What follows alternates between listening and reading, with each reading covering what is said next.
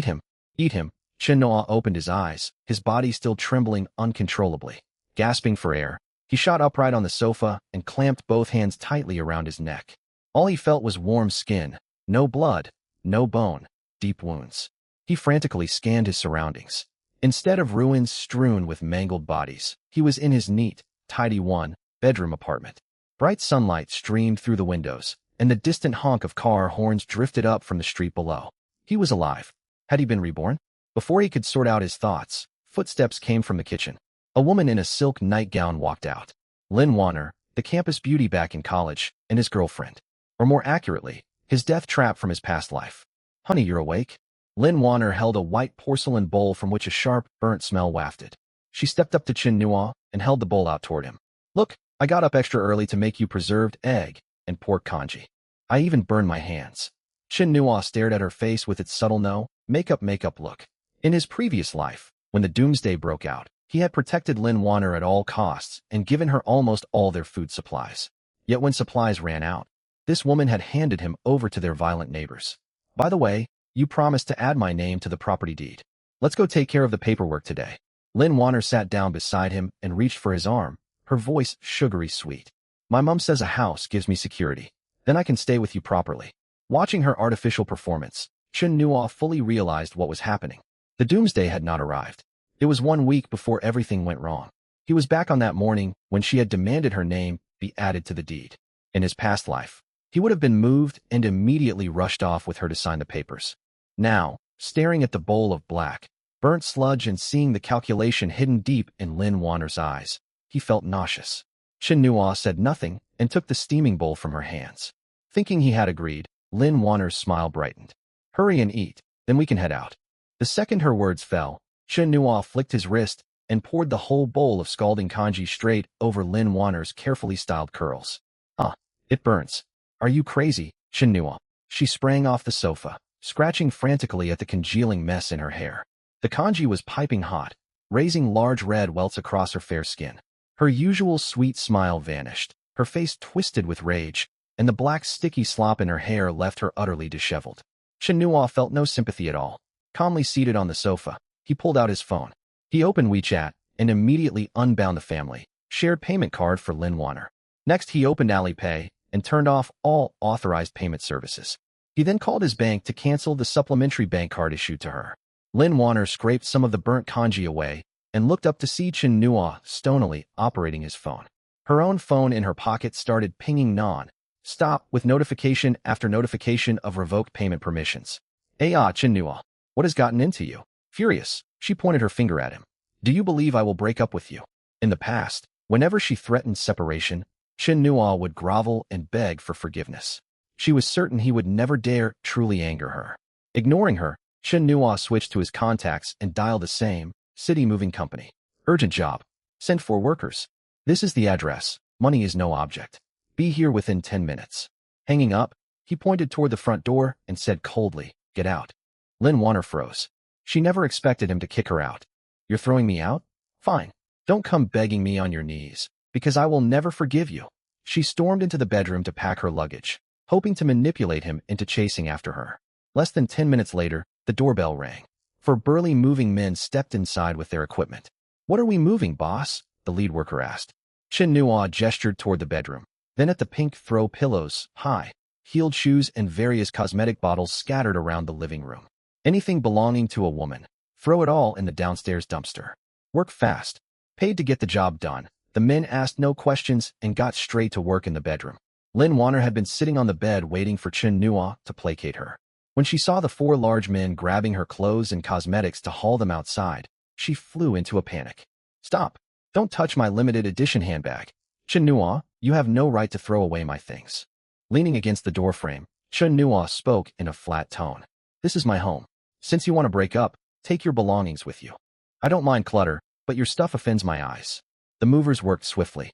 Lin Wanner screamed and protested, powerless to stop them. They hauled all her possessions outside, and she was pushed out into the hallway, one shoe still half on her foot. The front door slammed shut and locked behind her. She pounded on the door and shouted curses loud enough for the whole residential building to hear. Chen Nua locked the door and started clearing up the mess left inside. 10 minutes later, Shin Nua headed downstairs to throw away some waste paper. As he walked, flashbacks of his past life played through his mind. Aunt Wang on the ground floor had always put on a friendly act, yet she was a self-serving opportunist. When doomsday came and food became scarce, Shin Nua had kindly given her half a pack of biscuits. Instead of being grateful, she had led a mob of looters to break down his door in the middle of the night, claiming he was hoarding feasts for himself. Reaching the building entrance, Shin Nua spotted Aunt Wang leaning against the wall, munching sunflower seeds from an iron plate printed with double happiness motifs. My Xiao Chun. Quite the temper you've got. Aunt Wang spat out seed husks and eyed him sarcastically. Such a pretty girl like Wanner, and you just cast her aside. Young people never know what they have. You'll regret this and end up alone for the rest of your days. Shin Nua stopped and looked straight at her. Aunt Wang grew uncomfortable under his stare. What? Did I say something wrong? Instead of arguing, Shin Nua stepped forward and snatched the seed plate right out of her hands. Hey, give me back my seeds. Aunt Wang lunged for it. Shin Nua moved faster. He walked over to a sewer manhole cover and tipped the entire plate, dumping all the seeds down into the stinking muck below. Aunt Wang stood dumbfounded, mouth hanging open. Shin Nua tossed the empty plate back into her arms and brushed dust off his palms, his voice eerily calm. Auntie, lay off the sunflower seeds. The doomsday is almost here. Soon clean drinking water will be hard to find, and eating too many seeds will make you desperately thirsty. With that, he stuffed both hands into his pockets and strolled back upstairs. Aunt Wang stood rooted to the spot holding her empty plate, and after a long moment she muttered, "That boy has completely lost his mind." Back in the empty apartment, Shin Nua splashed cold water on his face in the bathroom to fully sober himself. He bolted the front door and drew every curtain in the living room, plunging the room into dimness. Sitting back down on the sofa, he closed his eyes and focused his mind. A faint blue, glowing panel materialized in his consciousness. 100-fold multiplier infinite space activated. It worked. In his previous life, he had awakened this power far too late. By the time he discovered his ability, he had been starving and weak, and soon afterwards betrayed by Lin Wanner. This time, the space had returned with him, a full week before doomsday struck. To test its power, he picked up a lighter from the coffee table. With a thought, the lighter vanished from his hand. In a corner of his mental space sat 100 identical lighters. He tried storing a teacup. Again, 100 copies appeared. Every item he stored received a 100-fold quantity boost. With enough capital, he could stockpile supplies enough to sustain him for centuries before disaster hit. In his past life, he had been a self-sacrificing good man, going hungry to protect others, only to end up used as zombie bait. This lifetime, he would not care about anyone else's survival. He would build the strongest safe house, enjoy the best food, and watch indifferently as others killed each other over moldy scraps of bread. First, however, he needed enormous sums of money. Once doomsday arrived, cash would be worthless. He would borrow as much as he possibly could, for those debts would never be repaid. Pulling out his phone, he scrolled through contacts and paused at a number saved as Chong Gu Finance Loans. Chong Gu was a well-known local broker who arranged high-speed loans for desperate clients, charging steep fees but delivering funds extremely quickly. The call connected after 2 rings. "Hey, Brother Chun, what brings you calling me today?" A rough voice came through the speaker, over the background clatter of mahjong tiles. Leaning back against the sofa, Chun Nua spoke casually. "Chong Gu, how much can I borrow against my 2-bedroom apartment at market valuation?" Hearing the size of the potential deal, Chong Gu stopped playing mahjong, and the background noise fell quiet. "Your flat is in a good location. Maximum 2 million. Got yourself some urgent trouble?" "Yes, I need money fast. I want an urgent mortgage on this property. Urgent processing deducts 10% as commission, you understand?" Chong Gu warned him. "Even 25% is fine. Also, pull every online loan and micro credit you can get for me, and max out all my credit cards."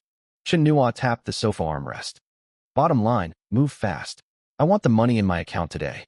As a reborn man, he intended to borrow every cent possible. When the end of the world came, every debt would vanish. Early the next morning, Chong Gu delivered on his promise. Mortgage proceeds, various micro loans, cash advances on credit cards, and even high-interest underground loans poured into Chun Nua's bank accounts. Still, it was not nearly enough. Shin Nua bought a tailored Armani suit, took a taxi to the central business district. Before the apocalypse, he had been a promising young entrepreneur. Under his company's name, he scheduled meetings with 3 venture capital firm bosses. Inside the conference room, Chen Nua stood before the projection screen and pointed at very rough conceptual renderings with a straight face. Gentlemen, new energy is the future. My proposal is to build the first Mars-simulated closed-loop ecological base in the Sahara Desert, powered entirely by solar energy. The venture capital bosses frowned. His PowerPoint presentation looked amateurish, and the project sounded wildly unrealistic. Had they not had prior business dealings with him, they would have dismissed him outright. Yet Chen Nua carried the quiet, assured bearing of someone who had lived through doomsday. He answered every sharp question unflinchingly, and even proposed harsh penalty clauses in the investment agreement. If full funding arrives and I deliver no tangible results within 1 month, I will repay double the investment. He planted both palms flat on the conference table and swept his gaze across the men in the room. Dazzled by the potential upside and intimidated by his unhinged confidence, the 3 investors gave in. Free money was not to be turned down. The day after the contracts were signed, $500 million in venture capital landed in his corporate account. Combined with all the loan money, Chen Nua now held a full 1 billion yuan. Money meant nothing in the coming apocalypse. His first move after receiving the funds was to rent a truck and drive straight to the regional Walmart central warehouse. Reading over Chen Nua's purchase list, the warehouse head shook his head. Mr. Chen, your order is enormous. Buying this much would empty most of our warehouse inventory.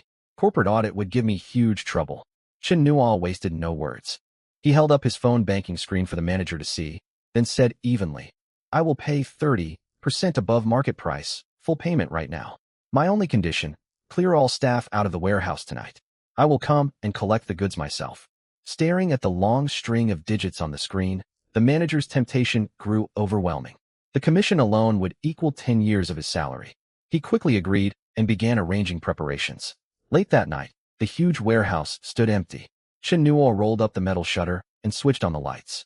Rows of towering shelves stretched endlessly, stacked high with rice, flour, cooking oil, canned goods, and bottled daily use supplies. Chen Nua walked to one cardboard box, tore the tape open, and pulled out a 50-cent spicy-flavored snack strip. With a thought, the snack vanished from his hand. A notification popped up on his blue mental panel, item stored in space. 100-fold quantity multiplier activated. Obtain spicy snack strips times 100 crates.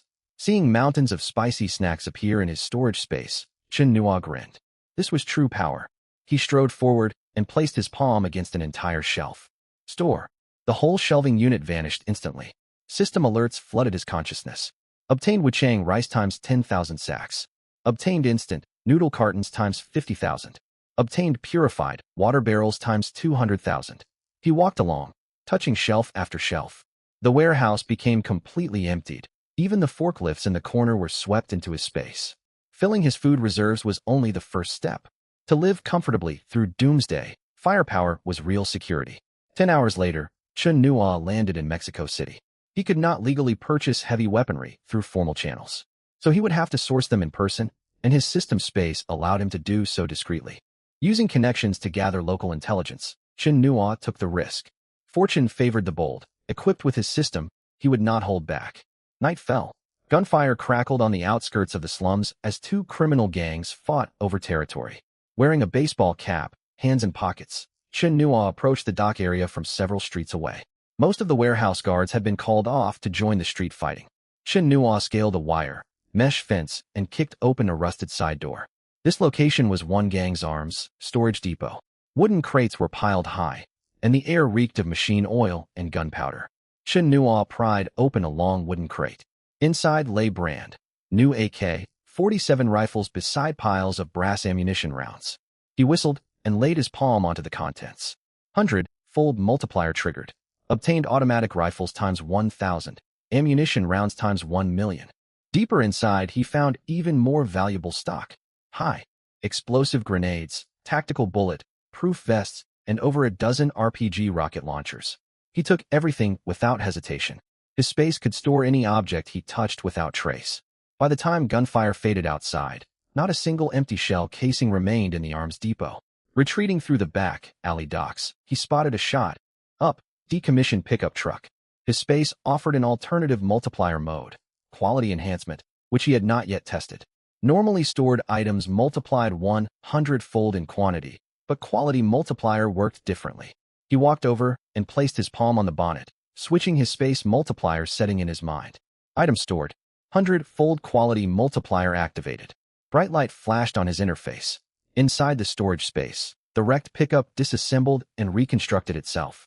Seconds later, a brand new Doomsday combat vehicle materialized. It was fully covered in bullet-proof plating with a raised chassis. Heavy-duty track-style tires and reinforced steel ramming spikes mounted on the front bumper. This machine could smash straight through small concrete fortifications. I have everything I need now. Chen Nuo checked into a secure, discreet hotel, took a hot shower, and lay down to look at his phone. His WeChat inbox and missed call log were overflowing. He opened Weibo and saw a local news item near the bottom of the trending list. Lin Warner had posted a 2,000-word emotional article painting herself as the victim. She claimed Chen Nuo had defrauded her family under the pretense of starting a business. She labeled him a heartless playboy and a fugitive debtor. She attached a selfie showing tear-red eyes. The comments section exploded with public outrage. This man is absolutely terrible, stealing from a woman. Find his identity. Make him pay back the money. Chen Nuo read the flood of insults without feeling anything. So many mindless people online. Wait till Doomsday arrives and see whether they still care about internet gossip. That was all Lin Warner knew how to do. In his previous life, she had used exactly this kind of public sympathy to take his food away and give it to other men.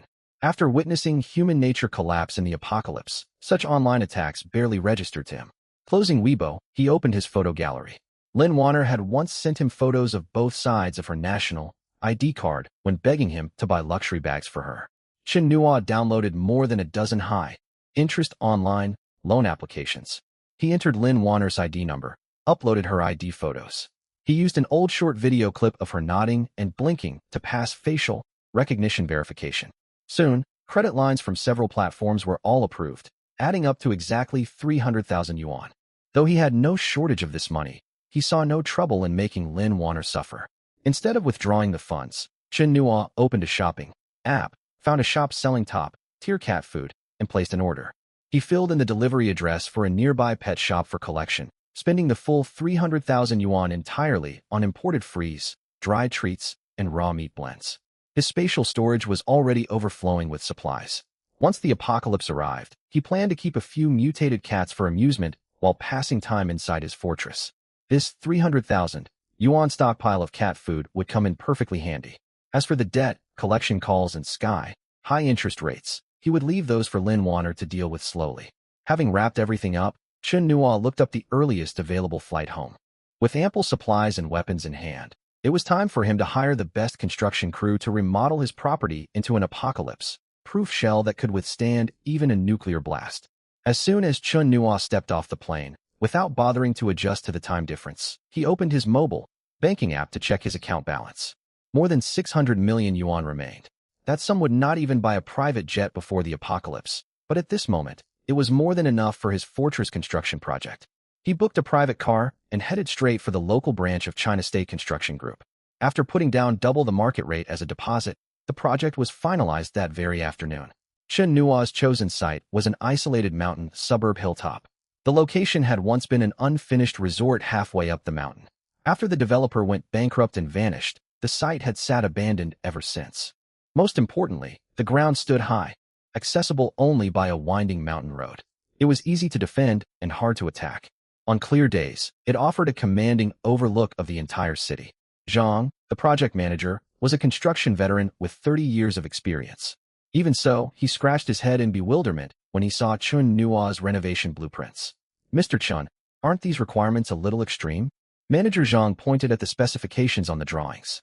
1 meter, thick military-grade earthquake-resistant concrete walls, reinforced with 2 layers of composite armored steel plates.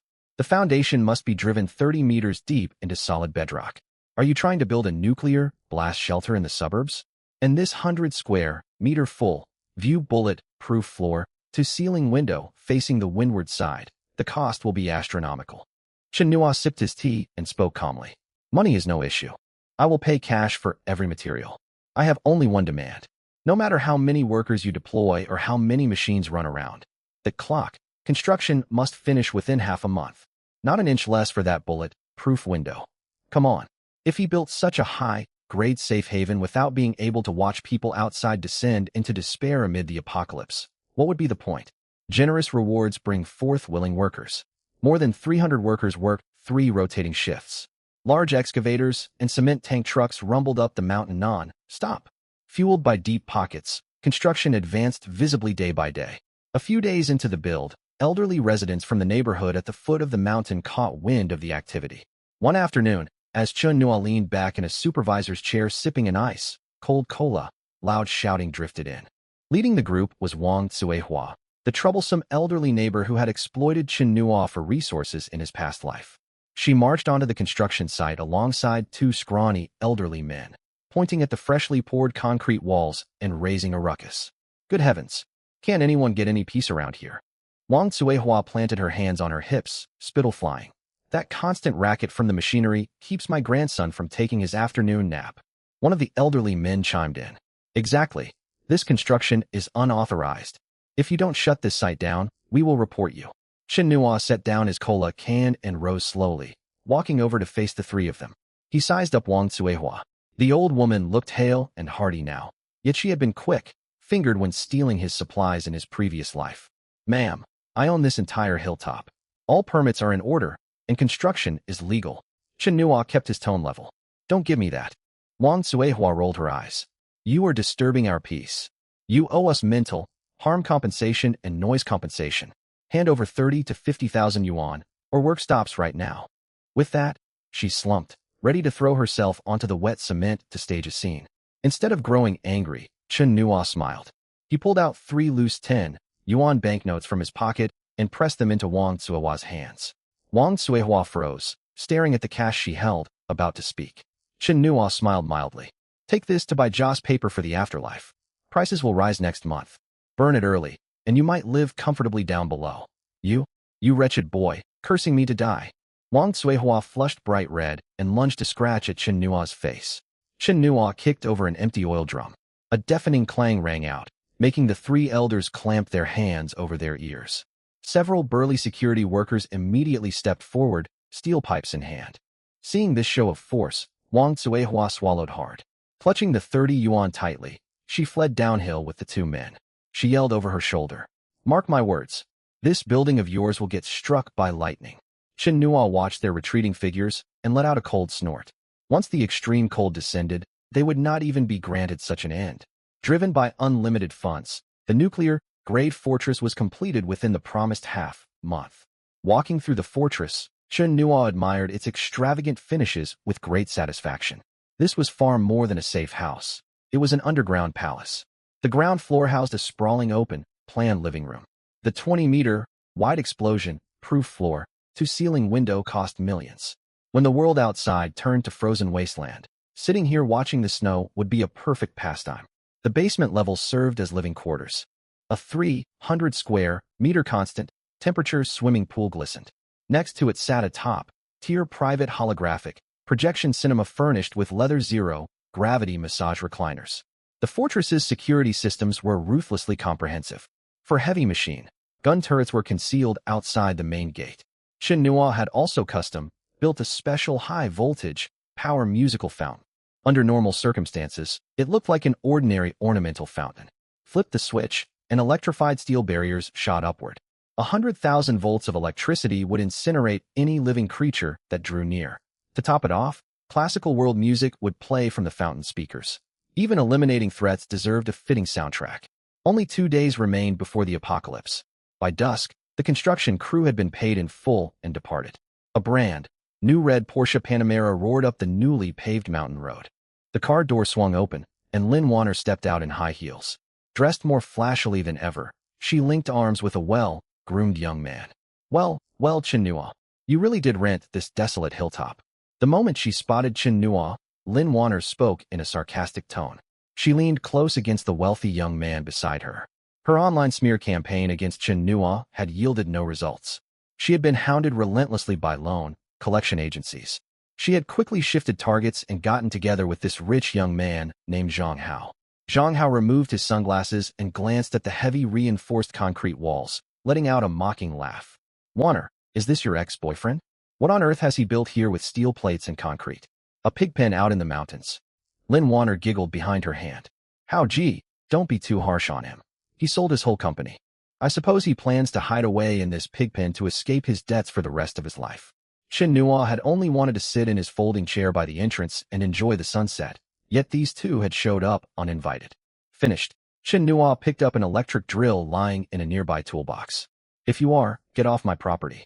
Enraged by those words, Zhang Hao pointed his finger at Chen Nua. Who do you think you are, telling me to leave? One word from me, and this shoddy site will be shut down tomorrow. Chen Nua stood and walked unhurriedly toward the Porsche, drill in hand. Zhang Hao instinctively stepped backward. What are you doing?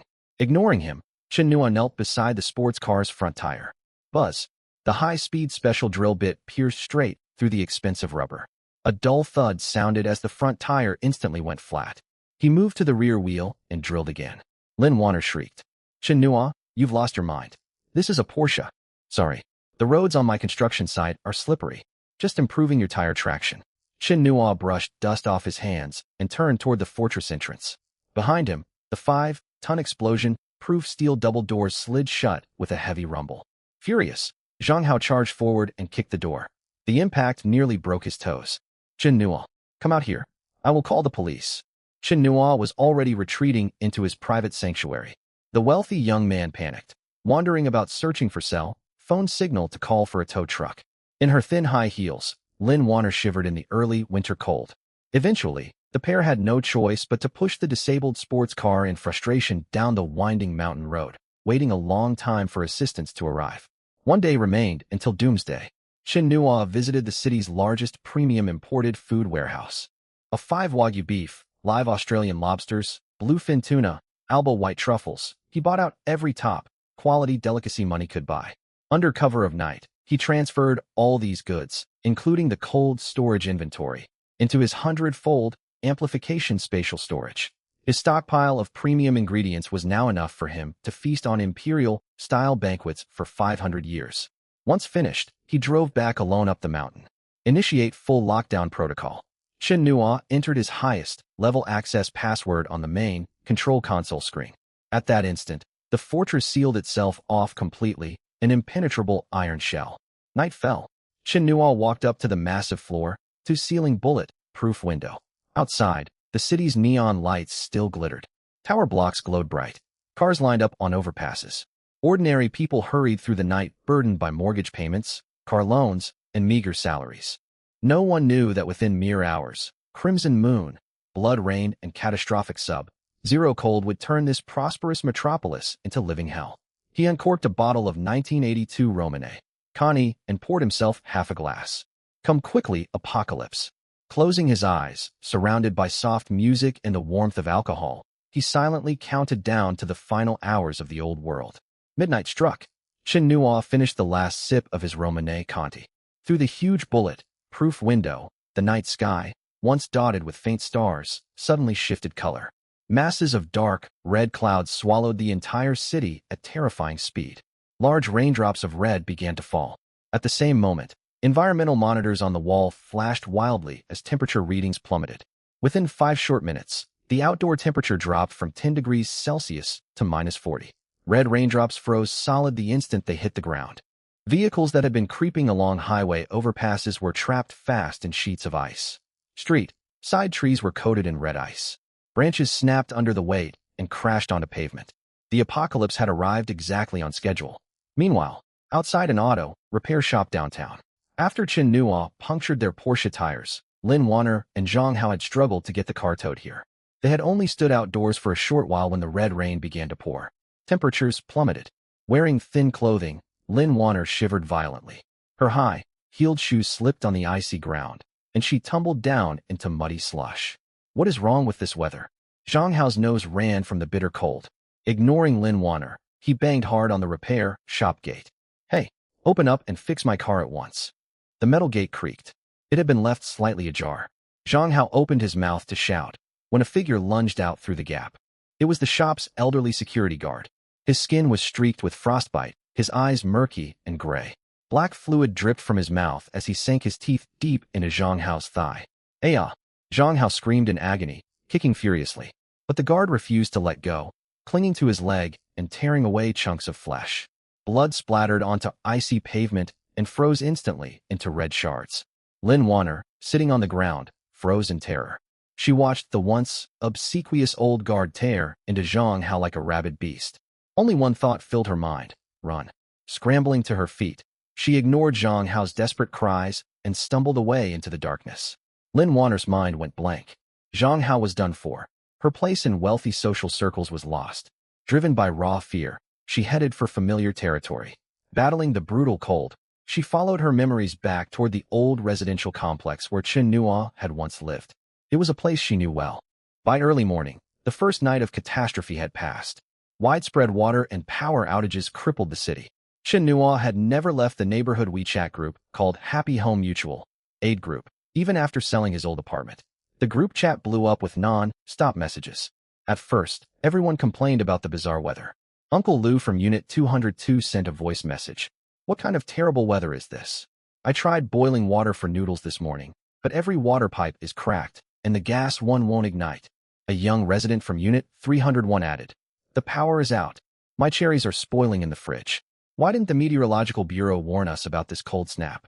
"You think that's bad?" Wang Suihua from Unit 101 shared a photo taken from her window. "The roads outside are solid ice sculptures. I just saw people biting other pedestrians down on the street. There's blood everywhere. It's horrifying." The group fell quiet for several minutes. Someone forwarded a blurry surveillance clip showing stiff, moving figures attacking passers-by in the frozen streets. Soon, however, ordinary people pushed the horror aside, clinging to old routines. Most could not grasp what an apocalypse truly meant. They assumed it was merely an extreme cold snap, plus a few people driven mad by rabies. Wang Suihua typed in the group chat, "Enough fear-mongering. This is a natural disaster. The government will send rescue teams soon. Everyone just stay indoors and wait for news." Community committee staff stepped in to keep order. "Everyone, remain calm. Avoid going outside. Please report your household supplies. The supermarket owner across from the housing estate will deliver groceries. Sign up in the group chat." Outside, temperatures hovered at -40 degrees, and mutated zombies roamed the streets hunting living humans. Inside the chat group, residents lined up neatly placing grocery orders. Unit 101, Wang Suihua, 2 Chinese cabbages, 1 Jean lean pork ribs. Unit 202, Uncle Lou, 5 Jean potatoes, 1 carton of eggs. Unit 405, Aunt Lee, 2 Jean pork belly. My husband wants braised pork. Back at the mountain-top fortress on the city outskirts, Chen Nua's reality could not have been more different. Bright lights filled the underground living quarters. Heavy-duty diesel generators paired with geothermal energy kept indoor temperature steady at 30 degrees Celsius. Chen Nua had just climbed out of his 300-square-meter heated swimming pool. Dressed only in colorful swim shorts, he dried his hair. Heating is cranked up too high. It's getting stuffy in here. He grabbed the remote and turned on the living room air conditioning, setting it to 24 degrees. From his dozen-square-meter constant temperature wine cabinet, he took out a large platter of pre-chilled watermelon slices and sank comfortably into his leather zero-gravity massage chair. He bit into a slice. Cold, sweet juice burst across his tongue, easing the warmth left by his swim. Picking up his phone, he opened WeChat and saw the long grocery order list in the neighborhood group. Chen Nu nearly spat out watermelon seeds laughing. Even now, they still expected supermarket deliveries. He had passed that very supermarket while stockpiling supplies. Back then, the shopkeeper had already been brawling with customers over a case of instant noodles. By now, the man was most likely frozen solid or zombie food. With one hand, Chen Nua typed a reply directly beneath the order list. +1. 1 plate of smashed cucumber salad, extra minced garlic. Half a dozen iced beers. Delivered to the mountain-top villa on the city outskirts. Hurry, or I will leave a bad review. Dear merchant. This message broke the neat sequence of grocery orders. Wang Suihua was the first to fly into a rage. Chen Nua, what nonsense are you spouting? Can't you see everyone is handling serious business? Iced beers in this freezing weather? You must have lost your mind to the cold. Others joined in criticizing him. Uncle Lou typed a rebuke. Young people these days have no sense. This is no time for jokes. Aunt Lee sent a mocking voice message. Mountain, top villa on the outskirts? Didn't you sell your apartment to build some pigpen up in the hills? Are you bored and teasing us because you don't even have hot water up there? Half an hour earlier, Lin Wanner, fleeing for her life, had pried open the door to Chen Nua's former apartment. Wrapped in an old quilt inside the unheated flat, she was nearly succumbing to frostbite. Seeing Chen Nua's message in the group chat, she sent a shaky voice input. Chen Nua, stop pretending. If you have no food, Just admit it. Stop grandstanding. Reading the flood of accusations on his screen, Chun Nua finished his watermelon and tossed the rind into his automatic waste disposal unit. He walked over toward his 20-meter, wide explosion-proof window. 10 minutes earlier, 2 mutated zombies had wandered up the mountain road toward the fortress. Drawn to the scent of living humans drifting from the ventilation system, they scratched relentlessly against the 5-ton steel main gate beside the musical fountain installation. Chun Nua tapped a few commands on his main control panel. The outer gate fountain system activated instantly. 100,000-volt electrified steel barriers shot upward, enveloping the 2 zombies. Within seconds, they were charred black, thick smoke billowing from their bodies as they hung burnt against the metal mesh. Chun Nua walked up to the glass, found a perfect angle, and held up his phone. Click, he took a photo. The picture turned out extremely clear. The distant urban area was entirely swallowed by ice, snow, and darkness, lifeless and desolate. Up close stood a brightly lit steel mesh charged with high-voltage electricity. Hanging on the mesh were 2 charred corpses, their features burned beyond recognition. The heavy armored structure of the fortress gate was plainly visible in the background. He sent the original photo straight to the residents' group chat. Then he slowly typed another message. Freshly grilled, perfectly cooked, crisp outside and tender inside. Anyone from the neighborhood want some? Free delivery within the city. The moment the photo appeared, the once boisterous, happy home neighborhood group fell abruptly silent. The chat froze completely. No one sent a single message, and no more supply sign-ups appeared. A full 5 minutes passed before old Lou from room 202 typed a trembling line. Chun Nua, what are those things hanging outside your place? Chun Nua did not reply, but he knew everyone who had seen the photo could tell, if they had eyes, from the twisted skeletons and charred state of the bodies that these were no ordinary humans, nor was this some joke. Moreover, the brilliant brightness on Chun Nua's side told of abundant power and terrifying defensive firepower. Despair, panic, and disbelief erupted fully within the aging housing estate, where the water and power had long failed and temperatures had plummeted to -40°C. Everyone finally accepted that the man-eating monsters out there were real, that the apocalyptic disaster was real, and that the supermarket manager would never show up with groceries. Trapped inside cold concrete boxes waiting to die, they watched the young man they had once mocked for building a pigsty in the mountains. He enjoyed air, conditioned comfort, and possessed weapons that could turn monsters into charred remains. Staring at the group chat with no new incoming messages, Chun Nua tossed his phone onto the sofa out of boredom. That's all it takes to break you? What thin skins? The real show has only just begun.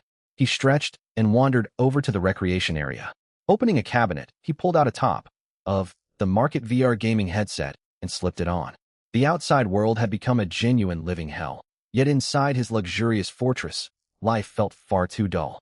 Real world comfort is getting boring, Chun Nua said as he hit the game start button and lay back on a massage chair. Time to seek some post-apocalyptic survival thrills in-game. Chun Nua took off the VR headset and gave a satisfying stretch.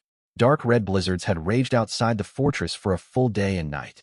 The main console read an outdoor temperature locked firm at -50°C. It was so cold urine would freeze mid-air. Time flew, and the 4th day since the end of the world arrived. Chaos reigned beyond the walls. In the old town's happy home neighborhood group, all traces of polite pretense had crumbled away over the past 2 days. For days without running water or electricity, meager household food reserves were long gone. Extreme cold and ravenous hunger had pushed every person's sanity to the brink. Natural gas supplies were cut off. Toilets could no longer flush, so human waste was bagged and dumped in the stairwells. The old residential compound turned into a freezing, stinking ice trap. Lynn Warner huddled inside the old apartment Chun Nua had once lived in. She piled every piece of clothing from the bedroom wardrobe onto her body, topped with a moldy, heavy old quilt, and curled up in the corner of the sofa. She had not eaten for 2 days, nor drunk clean water. She could only melt reddish, tinged ice scraped from windowsills for moisture. Her once delicate, pretty face was sallow and flaking. Smudged eye makeup ringed her eyes, making her look almost ghost-like. Her phone sat at 2% battery. She sent a long voice message to the group chat, her voice shaking so badly she could barely form sentences. Does anyone have any food? I'll trade my limited edition Chanel handbag. Please, just a little biscuit. Give me something to eat. Her plea met total silence. In these times, even a Hermes was worth less than a hard stale biscuit. Nobody responded to her. Instead, the group descended into furious fighting over half a steamed bun. Aunt Lee from room 405 screamed at old Lou of room 202 via voice message. The trouble had started when old Lou had rummaged through stairwell rubbish bins in the faint daytime light and found half a green, moldy leftover steamed bun. He was about to eat it when Uncle Lee, coming out to dispose of waste, spotted him. The two, combined age of nearly 150 years, fought violently over that rotten scrap of food right there on the staircase. "You shameless old man." Aunt Lee's voice shrilled through the voice clip. "That steamed bun was thrown out by my family 2 days ago. What right do you have to dig it up? That's theft." "Bullshit." Old Lou shot back furiously. "Once it's in a public bin, it belongs to nobody. And your old man drank half my bottle of fire hose water left on the windowsill. Disgusting. There were dead rat hairs floating in that water. You're lying. I'll call the police on you, you old hooligan." The group chat descended into bedlam. Starving people tore into one another over scraps. Some even threatened to go door to door with kitchen knives to borrow supplies. Midnight struck. Silence fell. Hunger gnawed most fiercely at people at this hour. Up in the mountain fortress, Chin Nual wore a bathrobe and bare feet as he strolled into his 50-square-meter-high tech kitchen. Automated smart kitchen appliances chimed softly. He drew large quantities of premium pre-stocked ingredients from his 100-fold storage space. Supper time had arrived.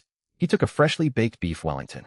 Slicing through its golden crisp crust revealed pink beef coated in black truffle sauce, rich juices pooling across a gilded white porcelain plate. Next came 2 pre-shelled Australian king crab legs, plump white flesh ready for special dipping sauce. Finally, a large sizzling tomahawk steak, its aroma potent enough to drift for miles. Feeling the meal might be heavy, he brewed a steaming latte on the automatic coffee machine, the milk foam shaped into an elegant swan. Such fine food would be wasted without sharing it with others, he thought. He picked up his phone and took 9 high-resolution photos from every angle of the feast. Every shot captured glistening grease, even steam rising off the steak.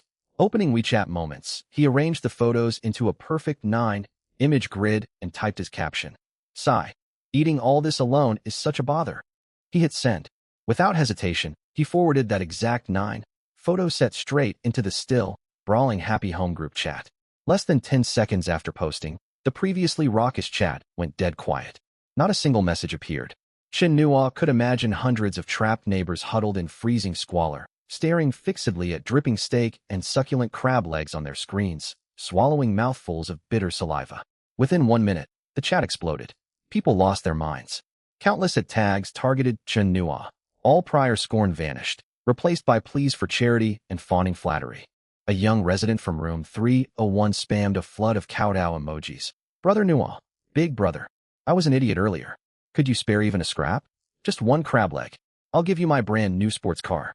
Wang Tsohua from room 101, always one to chase petty advantages, was half crazed with hunger. Her voice message oozed forced warmth, sweeter than that of a real relative. "Oh Chun, what wonderful food you've got. I always said you were a fine, promising young man.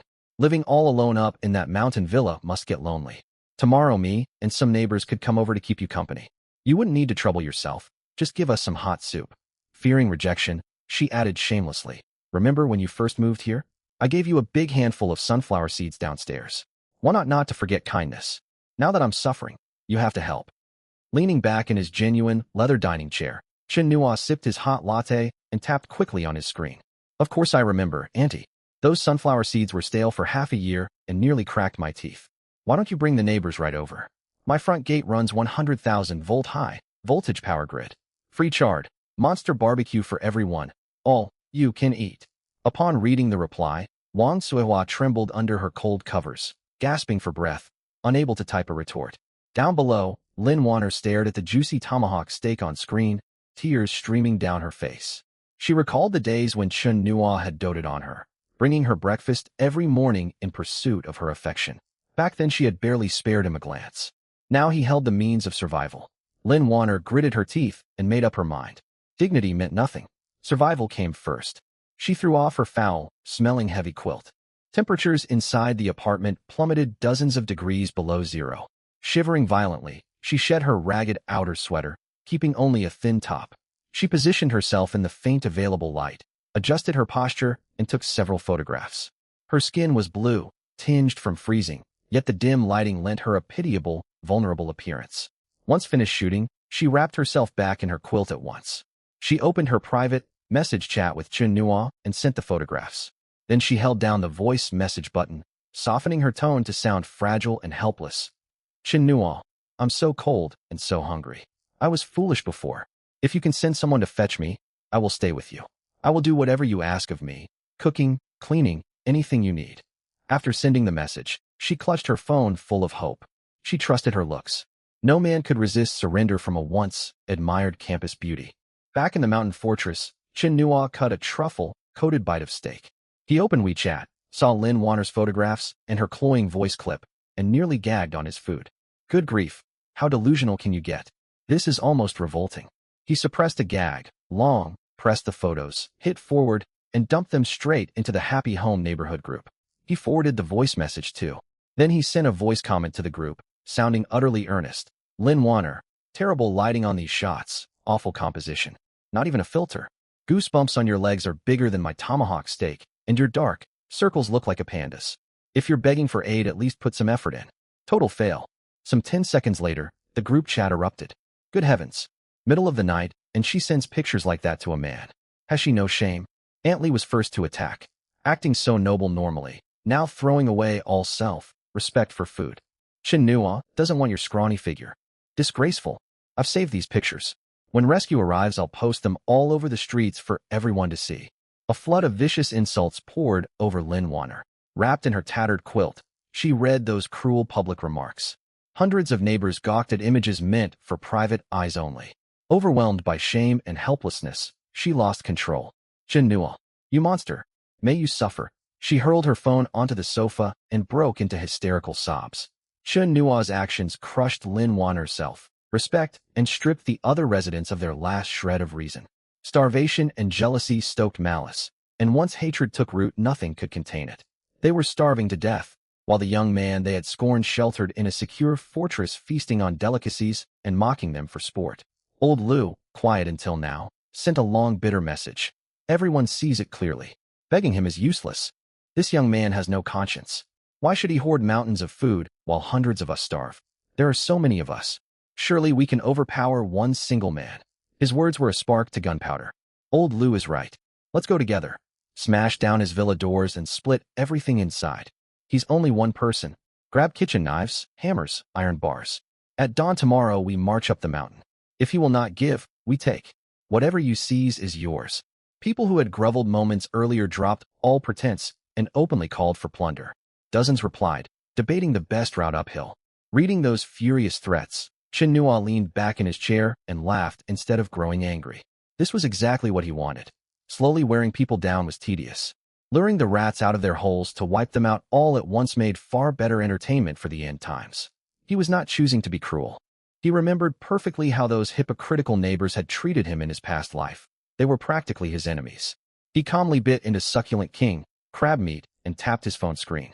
A precise satellite location for the mountain fortress appeared in the group chat. Following it was a yellow smiley emoji and a short line. Welcome. Don't forget to bring your last wills. After sending that taunting message with the location, Chen Nua paid the group chat no further mind. He climbed into his soft bed and slept soundly. At 8 o'clock next morning, the fortress AI steward roused him with an alert.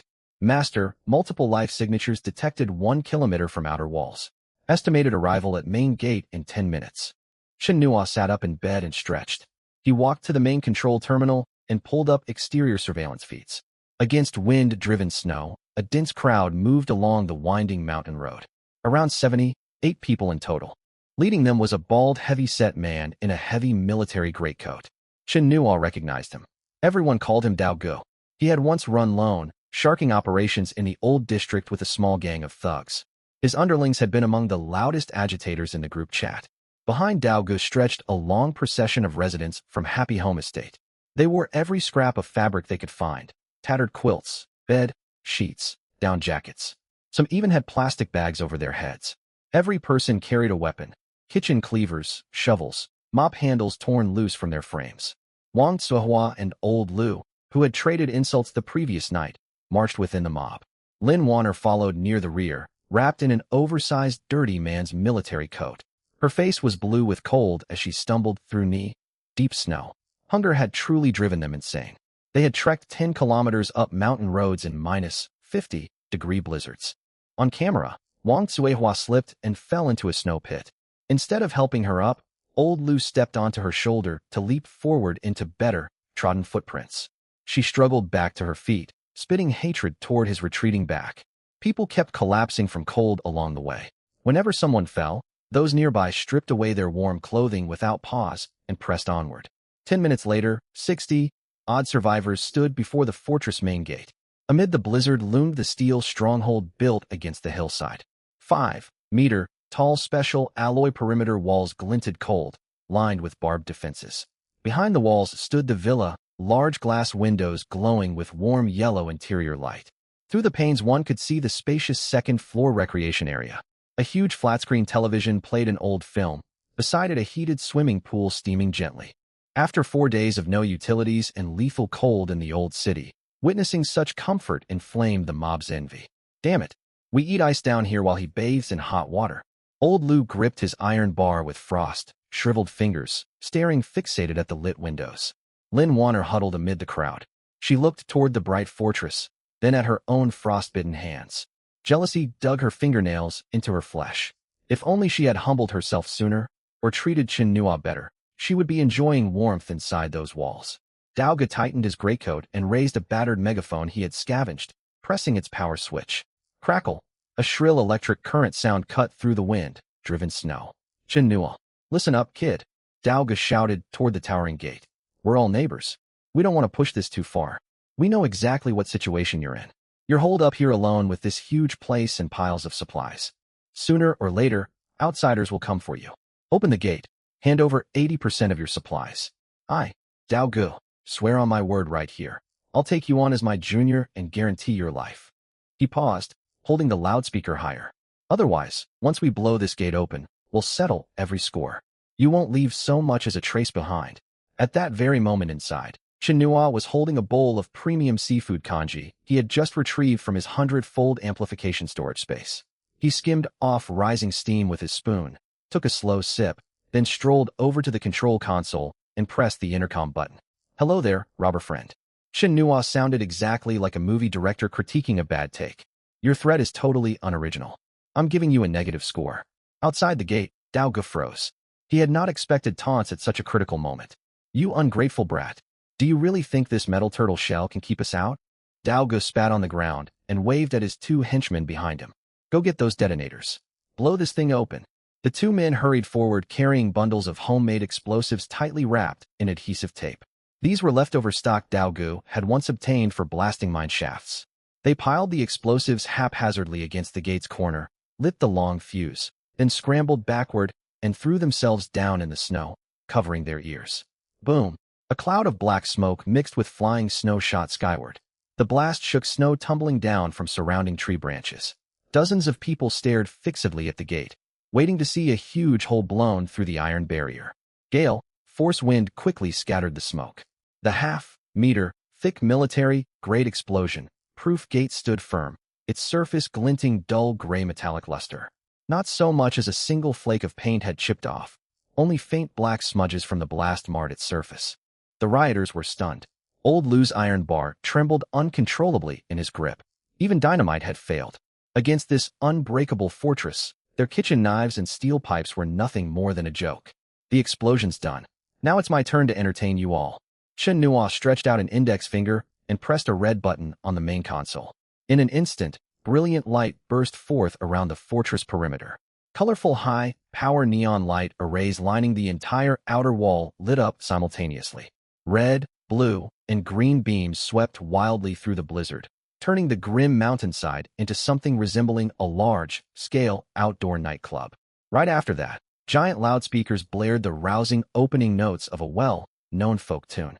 Swana horns pierced the sky, playing Good Days, a song wildly popular across the country.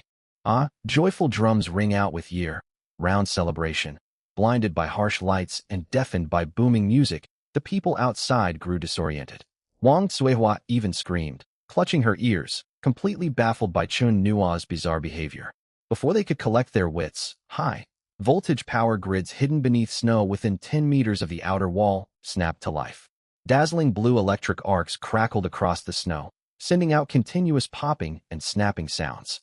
7 or 8 riders closest to the gate, including the 2 henchmen who had set the explosives, had no chance to scream. Their bodies stiffened abruptly. Powerful electric current surged through their damp clothing.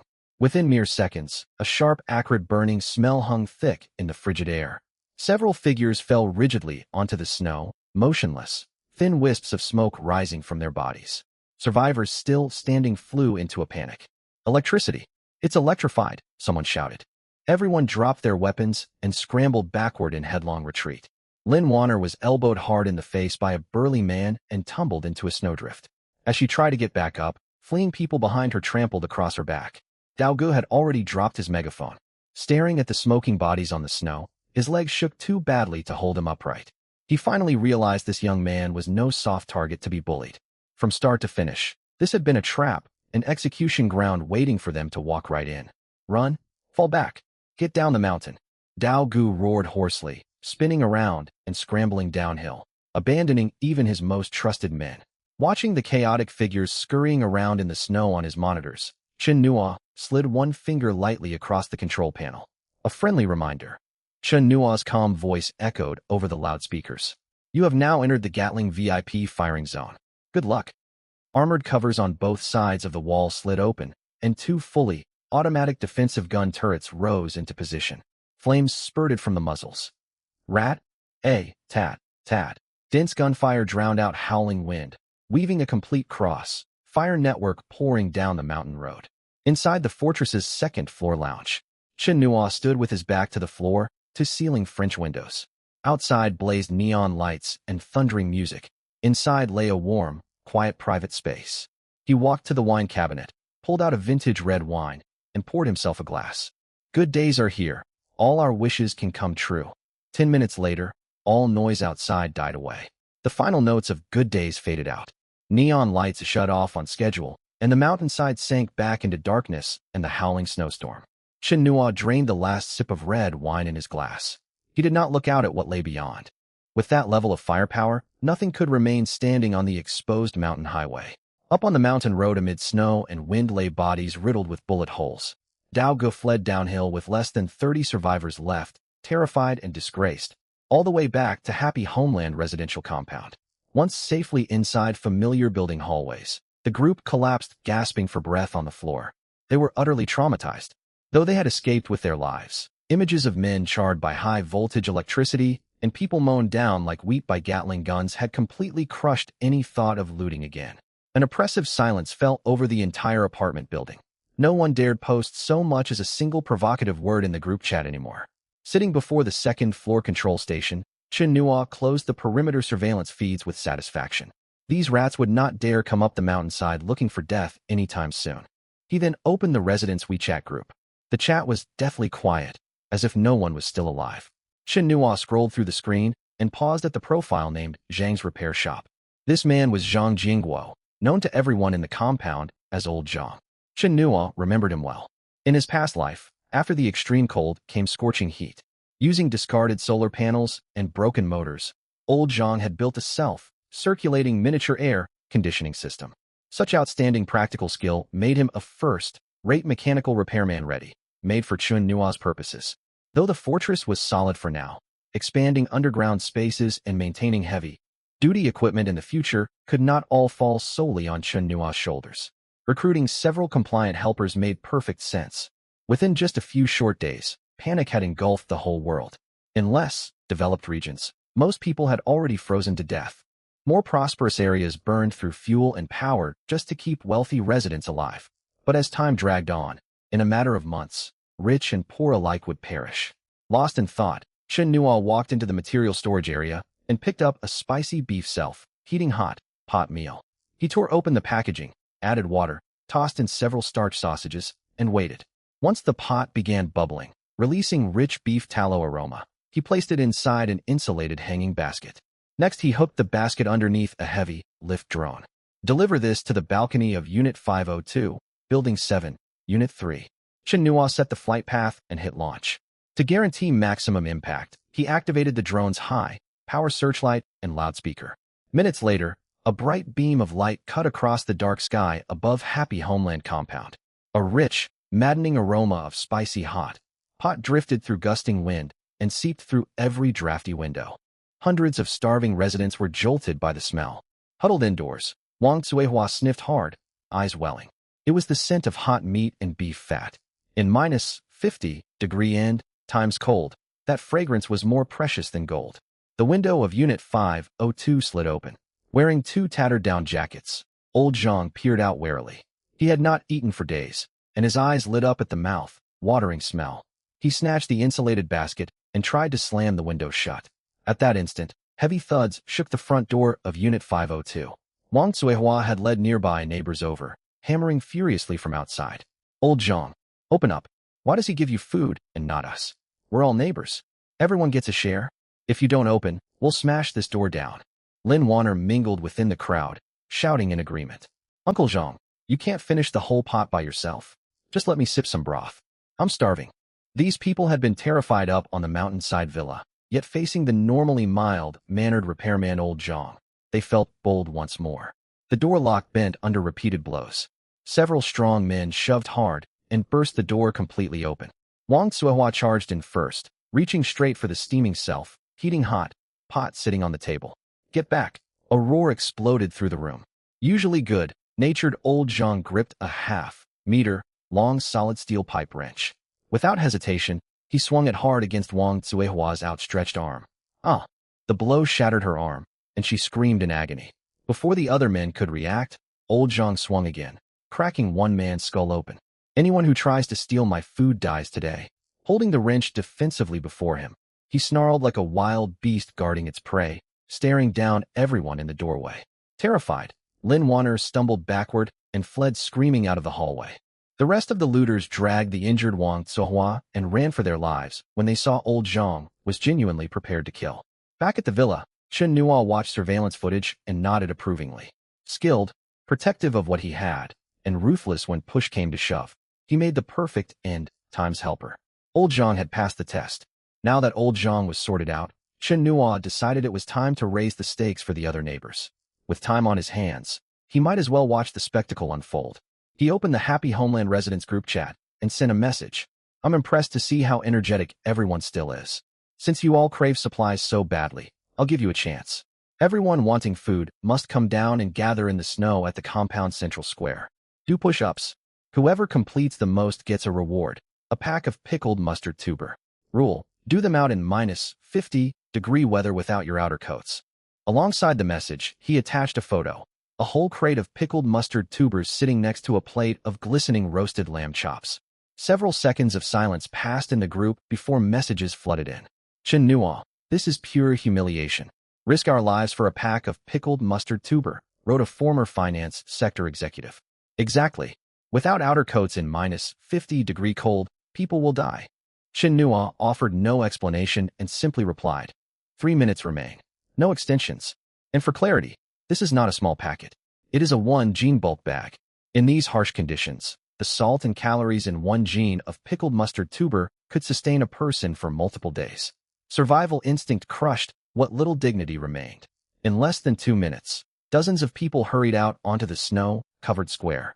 Shivering violently, they stripped off their heavy outer garments and threw themselves into knee-deep snow, frantically pumping out push-ups.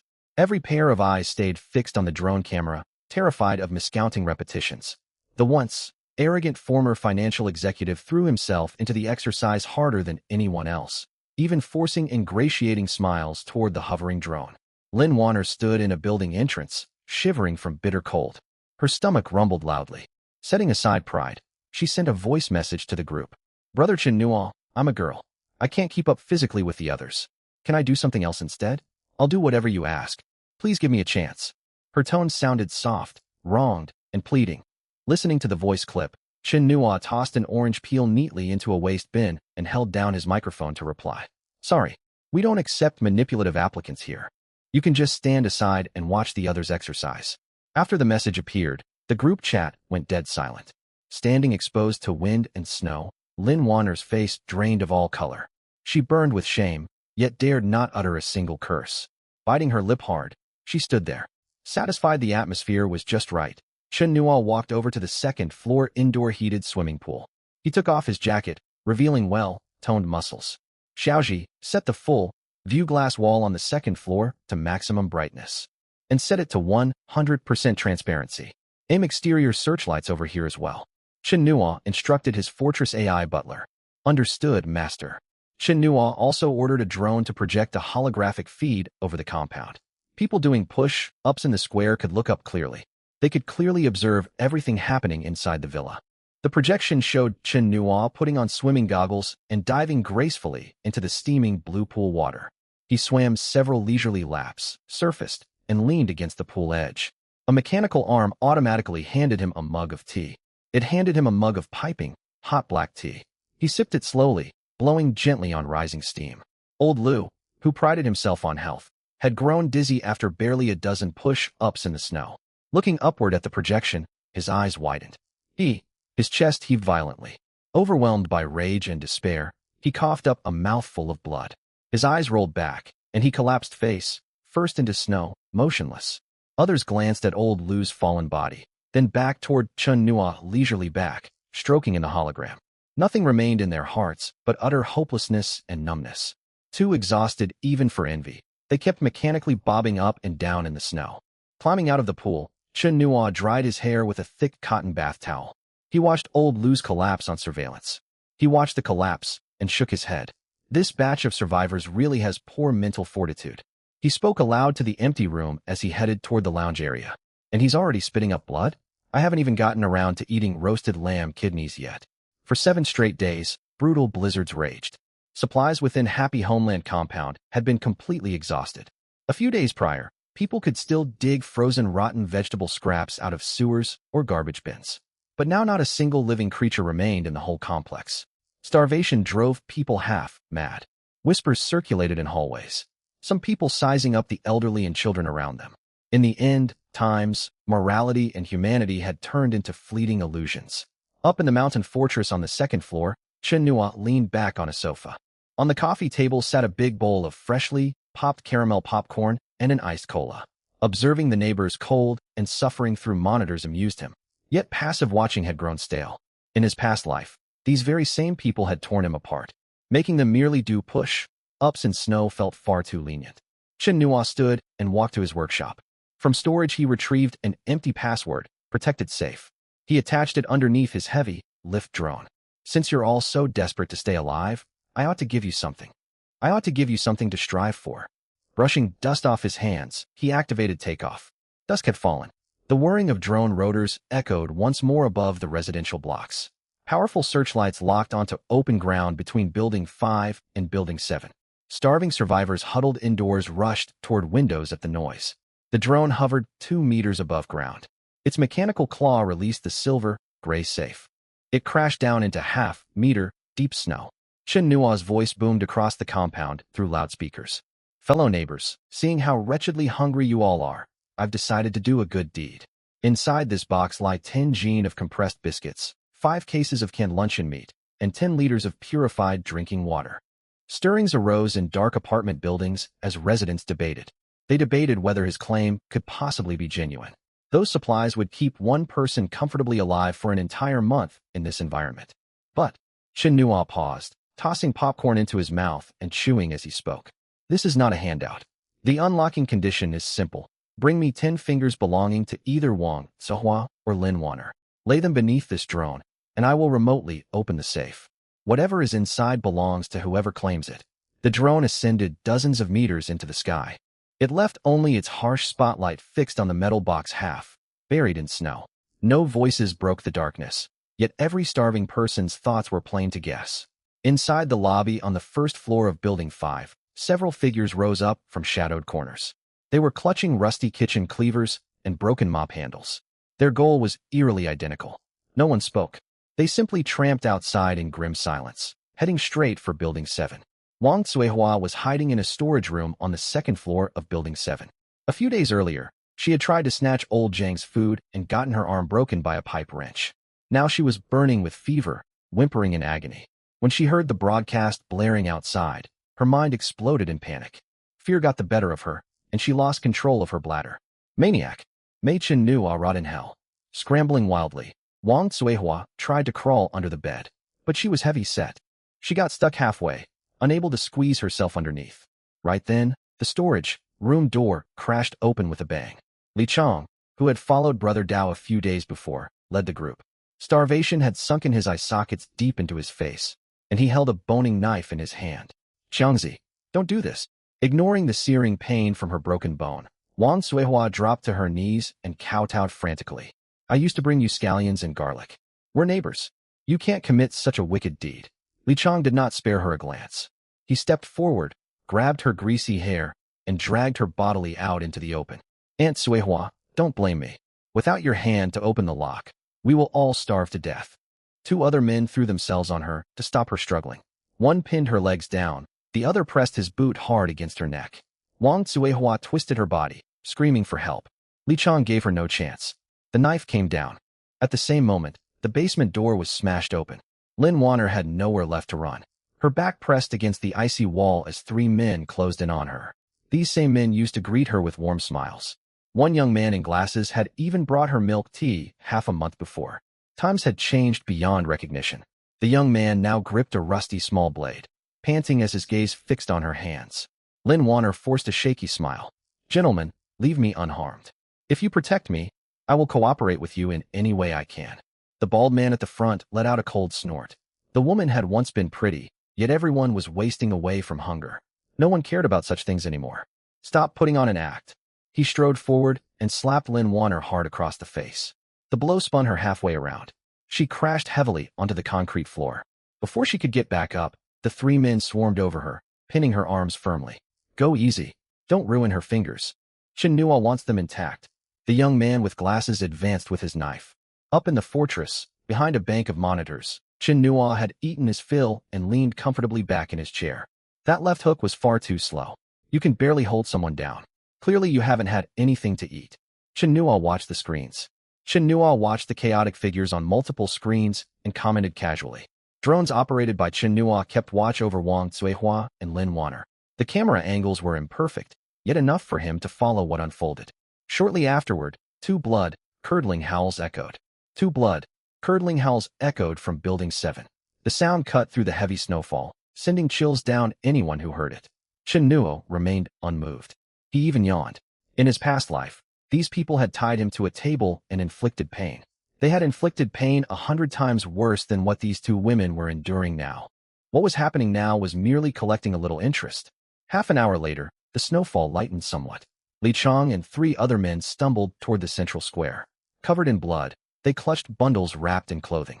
Their bloodshot eyes locked on the metal box sunk into the snow pit. Just then, another group ran out from a different building. The three men who had cornered Lin Wanner in the basement. The two parties met beside the metal box. Both groups possessed what they believed was the key to the lock. Yet there was only one supply cache. Neither side was willing to share. Get back. We got here first. Li Chang raised his boning knife at the bald man. Nonsense. Everyone earns their chance fair and square. Why should we yield to you? The bald man lifted a fire axe, refusing to back down. Hardly exchanging more words, they began slashing at one another in the snow. Weakened by starvation, they fought with desperate ferocity. Driven by the prospect of food, fresh blood soon stained the pure, white snow dark red. Two of Li Chang's men were cut down. Li Chang himself drove his blade into the bald man's thigh and seized control of the metal box. What Li Chang held in his blood-stained hands had already grown stiff from the cold. Fear meant nothing to him. His mind was filled with visions of canned luncheon meat and hard, tack biscuits promised over the loudspeakers. Beep, a mechanical click occurred. The heavy metal lid of the safe popped ajar.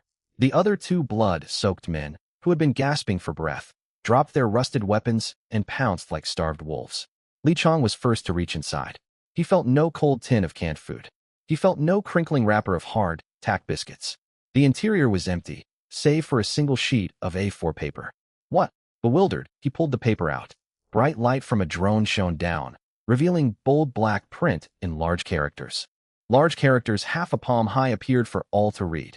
It read, "Got you." Surprised? The air seemed to freeze on the spot. The three men stared fixedly at the paper. Li Chang stood rooted, mouth hanging open in stunned disbelief. He tipped the box upside down, but it held absolutely nothing. No food, not even a drop of water. Ugh. The young man with glasses broke down first. Moments before he had dreamed of a full stomach. To make that dream real, he cut off her fingers. He had cut off Lin Wanner's fingers with his own hands. He collapsed onto the snow, buried his face in his hands, and let out inhuman screams. Chen Nua, damn you. Li Chong tore the paper to shreds. Eyes blazing, he hacked at the metal box. He hacked furiously at the empty metal box with his boning knife, cursing non-stop. Survivors watching from upstairs windows slumped in despair. The death of hope tormented them worse than any blade.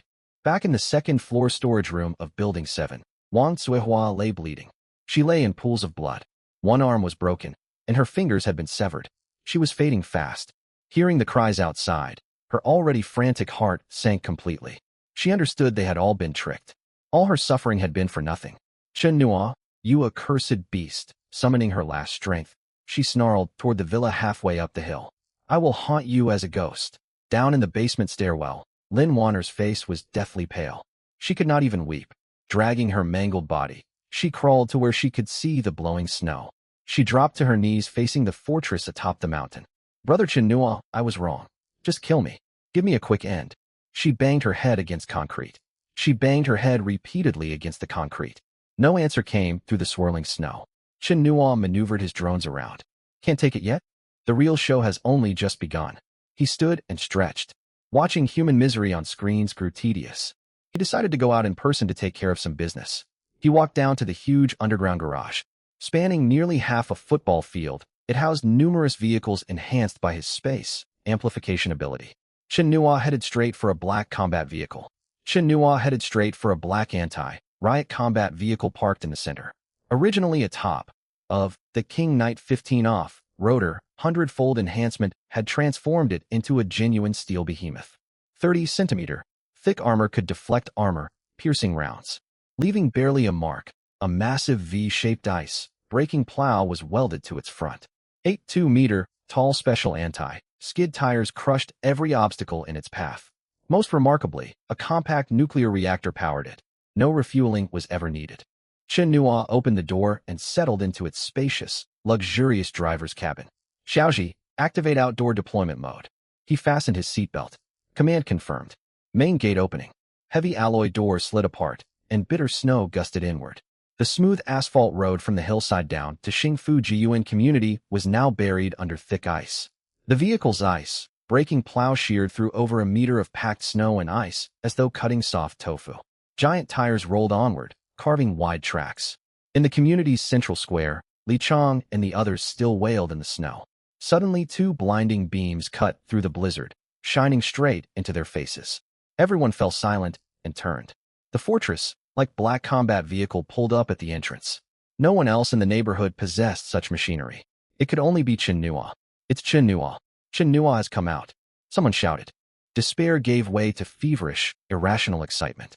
Starvation drowned out dignity, hatred, and the humiliation of the hoax. Their single thought, with such a huge vehicle, Chen Nua must be bringing supplies. Perhaps he had finally taken pity on them. Li Chong scrambled to his feet and stumbled toward the gate. Every survivor, still capable of movement, surged forward like rabid dogs. Others from distant buildings ran down at the sight of the lights. Dozens of people ringed the vehicle. Intimidated by its imposing bulk and ice-caked plow, none dared draw too near. They knelt in the snow several meters away. Boss Chun, please give us something to eat. Brother Chun, I insulted you in the group chat. I was terrible. I'll beat myself. Have mercy, just half a biscuit is enough. Neighbors who had once lived decent lives kowtowed shamelessly before the vehicle. Inside the cabin, Chen Nua observed these clowns behind bullet-proof glass. He saw no reason to waste words. He pressed a button. The side window beside the passenger seat slid open a narrow crack, barely more than 10 centimeters wide. Eyes lit up among the crowd as they fixated on that opening. Chen Nua lifted a bulging black garbage bag with one hand and pushed it out through the gap. Thud! The heavy sack landed hard on the snow. Its split mouth released a rich aroma. It released a rich aroma of roasted lamb ribs, caramel, and spices into the -50-degree air. For people starved for over 10 days, this scent was more devastating than any poison. The crowd descended into total frenzy. Li Chong threw himself on it. Li Chong, still possessing some strength, shoved the young man with glasses aside and threw himself onto the garbage bag. He tore frantically at the plastic. Others piled on top of him, grabbing, scratching, and screaming. Get off. That's mine. Leave me a bite. Leave me a bite. Please. The bag ripped completely open, spilling its contents across the snow. Li Chong froze mid-movement. He picked up one piece and stared, stunned, in the glow of the headlights. It was a blackened piece of orange peel. Others grabbed handfuls and saw only picked, clean lamb bones, greasy used paper napkins, tea, soaked leaves, and rotten leftover food, giving off a sour stench. These were not relief supplies.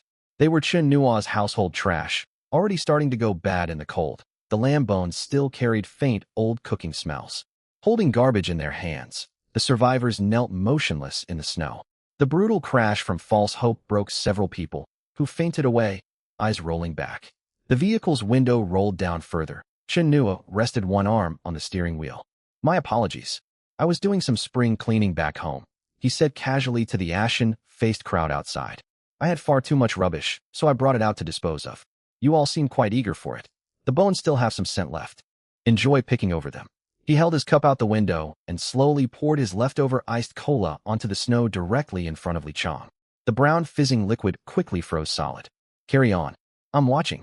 Li Chong collapsed onto the snow. He stared at the rotten orange peel in his hand, then at the block of frozen cola. Ravaged by hunger, cold, and repeated public humiliation, he snapped.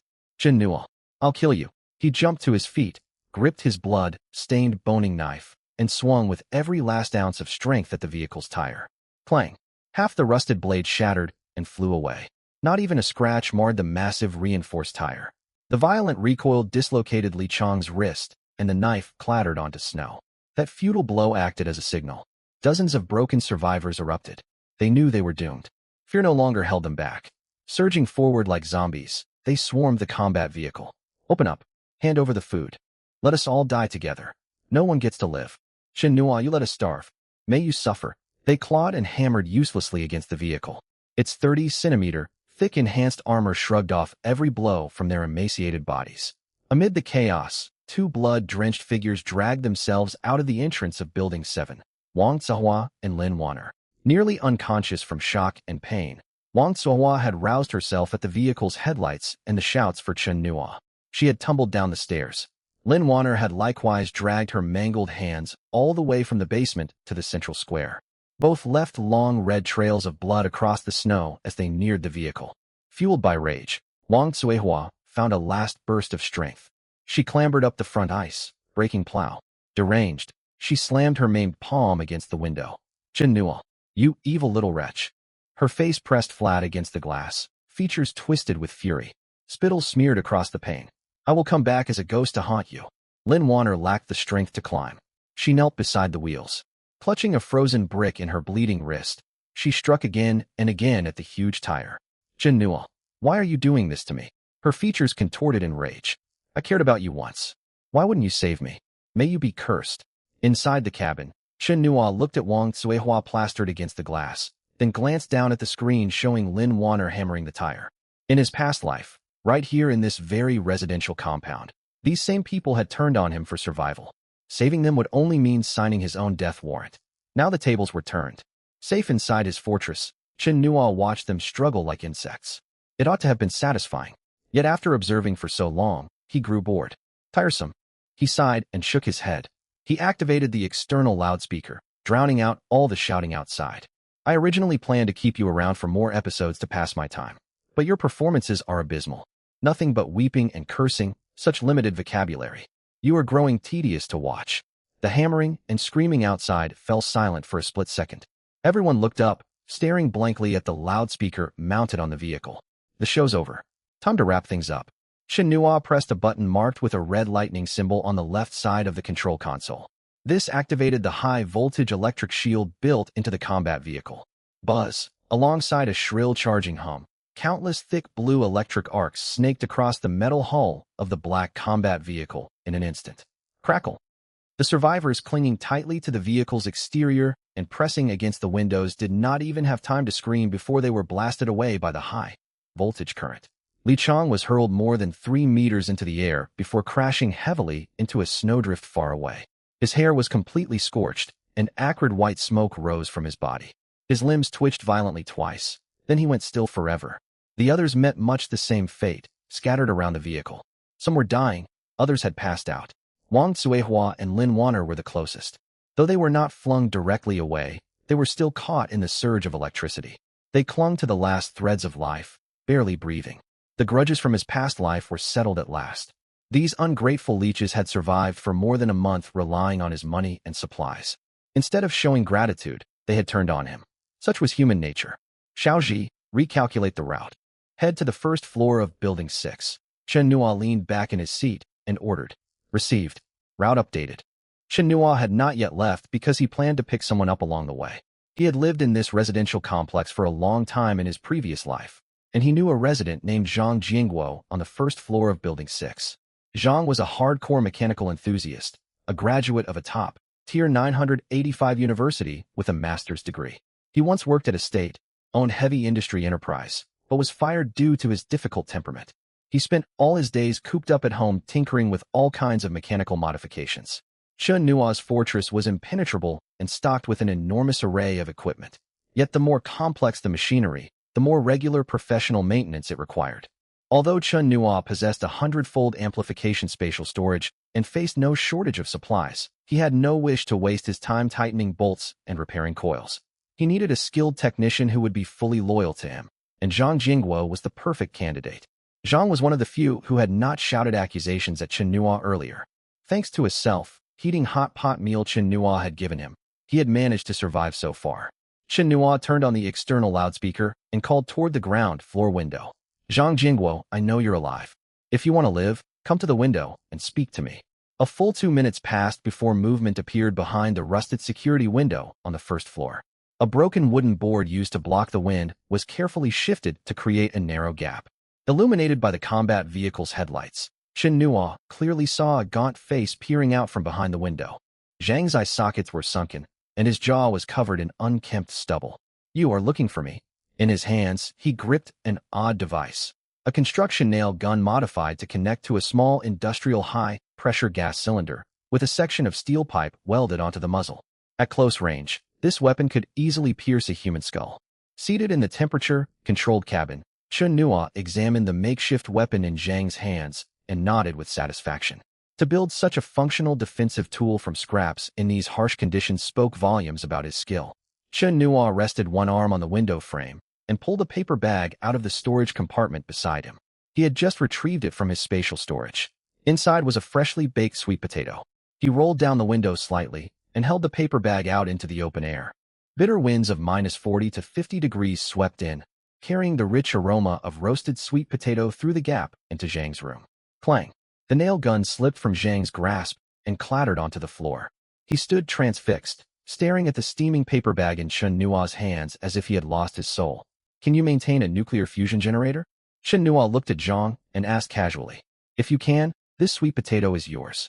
Work for me from now on, and I will provide food and shelter.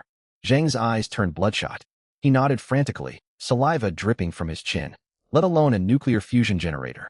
Give me food, and I can even tinker with an aircraft carrier. His voice was hoarse. As he spoke, he began tugging violently at the security bars. Grab your tools and come out through the main entrance. I will only wait 3 minutes. Chen Nua tossed the sweet potato onto the snow outside and rolled up the window. 2.5 minutes later, Zhang stumbled into the vehicle's isolation compartment, carrying a dirty canvas tool bag slung over his back. Take off those filthy outer clothes, toss them into the disposal chute, and stand still. Zhang was in no position to resist. He quickly stripped off his stinking worn-down winter jacket. High concentration disinfectant spray descended from the top of the isolation compartment, washing over his entire body, followed by warm air to dry him off. When the inner door of the isolation compartment slid open and Zhang stepped into the main cabin, he wondered if starvation had driven him to hallucinate, and he had already died back home. Outside lay a freezing snow-covered wasteland, yet the cabin maintained a steady 26 degrees Celsius. Shirtless, Zhang even felt a little warm. Thick soft carpet lay beneath his feet, and classical symphonies played gently from the vehicle's speakers overhead. What shocked him most was the empty space behind the passenger seat. Several large chunks of marbled raw beef were casually stacked there. Beside them sat crates of unopened soda bottles, and even 2 half-eaten sausages discarded carelessly. Chen Nua sat in the driver's seat, holding a glass of cola filled with ice cubes. Finish what you have first before speaking. Without glancing at Zhang, He gestured toward an empty seat. The sweet potato had landed on the snow, cooling on the surface, yet its interior remained scorching hot. He dropped onto the seat and bit into it ravenously, skin and all. The heat made his eyes water, and tears streamed down his grimy cheeks. He chewed and wept, whimpering like an abandoned stray dog. In less than 30 seconds, the entire 1-pound roasted sweet potato, skin and flesh, vanished down his throat. Zhang thumped his chest to clear the blockage. Chen Nua tossed him a bottle of mineral water. He twisted open the cap and gulped down half the bottle, finally catching his breath. "Boss, my life belongs to you from this moment on." Zhang clutched the half-empty water bottle tightly, staring at Chen Nua's profile with complete sincerity. "Tell me to dismantle anyone's vehicle, and I will not hesitate. I won't need you to take apart vehicles." Chen Nua pressed the accelerator, steering toward the residential complex gate. "Your job will be maintaining my fortress. Inspect circuits and equipment every day. Perform well, and you will have meat with every meal. Fail, and I will throw you outside to the zombies. Do you understand?" "I understand completely." Zhang nodded repeatedly. He cared little about who Chen Nua was right now. As long as he could stay in this comfortable vehicle amid the deadly cold and have regular meals, he would do anything required. The black combat vehicle rolled out of Happy Homeland residential compound and onto the main city road. Snow piled higher than an adult's waist covered the pavement. Half-buried frozen corpses dotted the roadside. Once bustling streets had turned into a desolate post-apocalyptic wasteland. Chen Nua's vehicle stood out conspicuously. The massive machine rumbled forward through the snow, leaving no way to conceal its trail. After exiting the urban area and entering the suburban expressway, a roadblock blocked the path ahead. Wrecked heavy trucks were parked haphazardly across the road, fully blocking the wide thoroughfare. Faint figures moved about in the snowdrifts behind the trucks. More than a dozen modified snowmobiles burst out from behind abandoned buildings on both sides. The riders wore mismatched thick outerwear, their heads wrapped in ski masks or tattered cloth. They brandished sharpened machetes, makeshift spears, and several carried homemade shotguns. They lined up across the road, blocking the vehicle roughly 10 meters ahead. Sitting behind the passenger seat, Zhang paled at the sight. "Boss, raiders." He shrank back, gripping his seatbelt tightly. "There are many of them, and they have firearms. This vehicle is sturdy, but if they puncture the tires or trap us, we'll be in trouble. We should reverse and flee right away." Zhang had been an ordinary person before the disaster. He would avoid street fights even in peaceful times, let alone these ruthless scavengers of the apocalypse. In his view, discretion was the better part of valor. Chen Nua sipped his iced cola, set the glass down on the control console, and sighed. They're dedicated, venturing out in snow and temperatures dozens of degrees below zero. They don't seem to mind the cold. Chen Nua showed no trace of anxiety. The scavengers outside had no intention of negotiating. A burly leader parked his snowmobile at the front, gripping a rusty broadsword, and shouted toward the driver's cabin. "People inside the vehicle, open the doors and hand over all food and drinks. If I'm in a good mood, I'll leave you with intact bodies. Resist, and once we break through, we'll cut you all to pieces." The big man shouted aggressively. His followers roared in support, waving their weapons.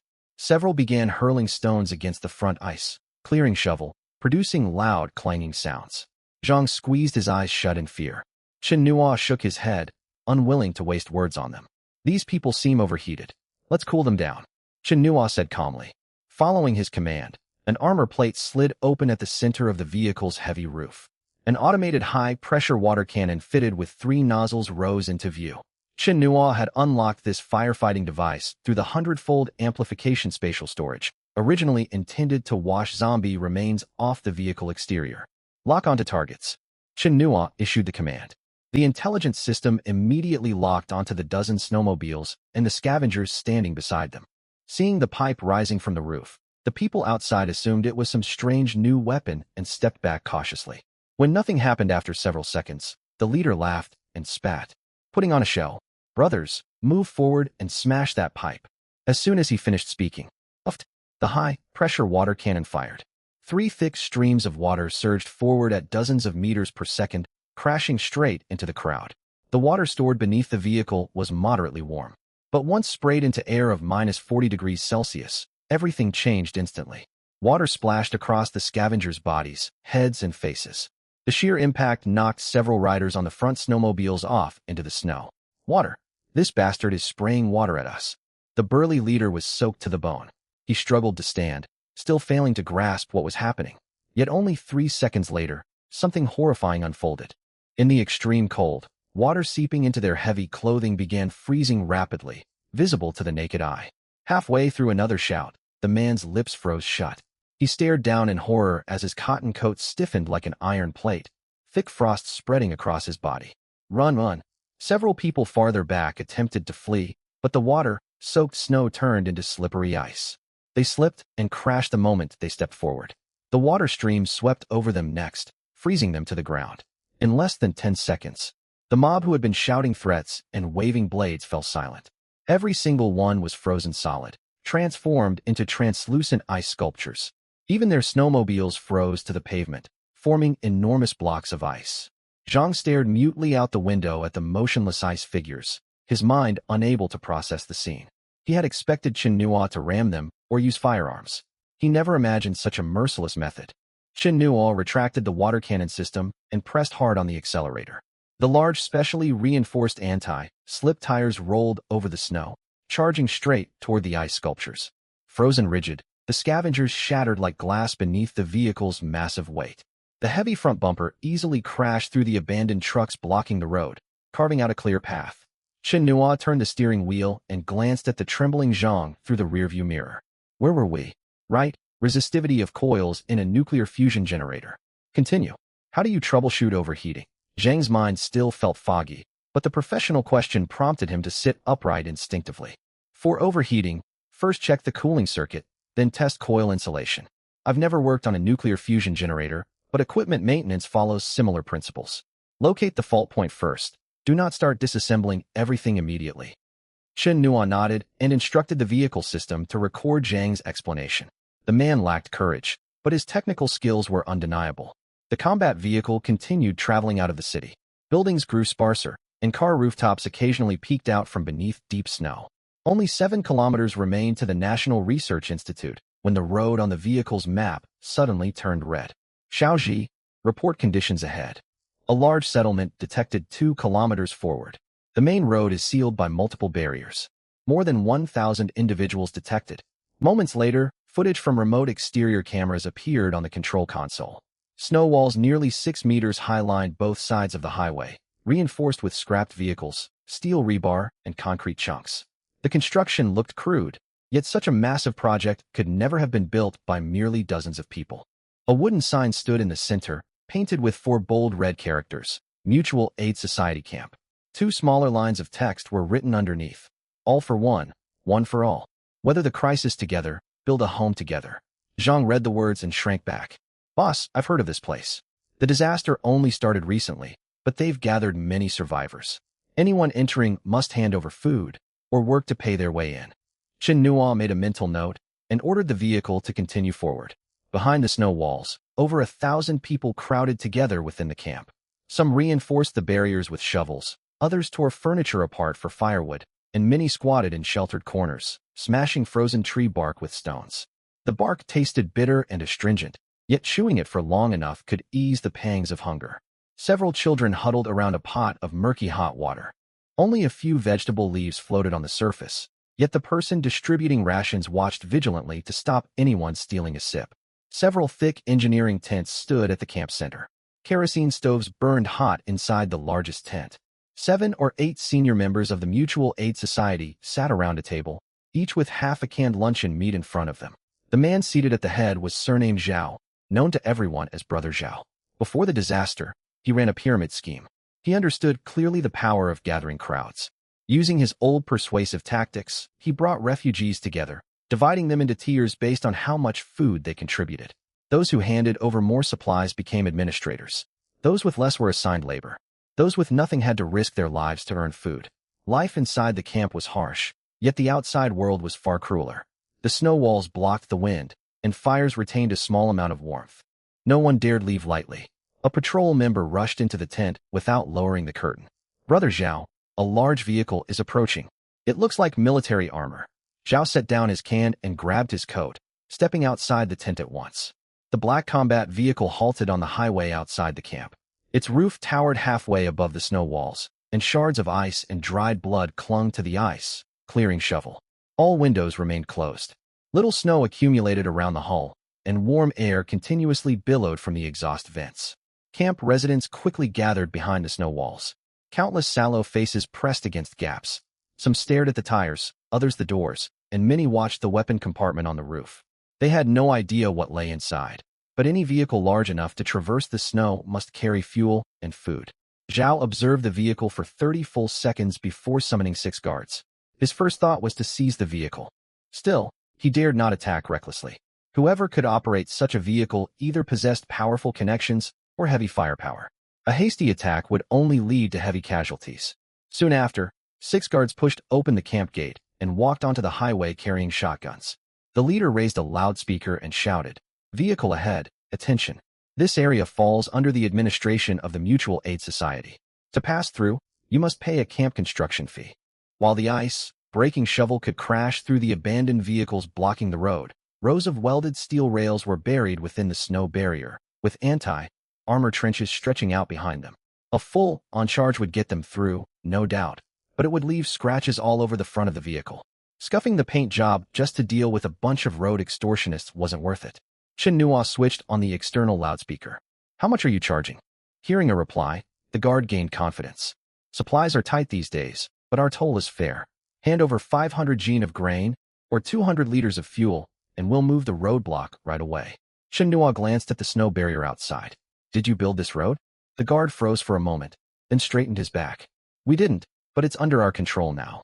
Over 1,000 people in our camp maintain this road every day, so we have every right to collect fees." Chen Nua turned off the loudspeaker and tilted his seat back slightly. Zhang waited for a while before he could not hold back any longer and asked, "Boss, should we pay them?" "Yeah, why should I hand over what's mine to them?"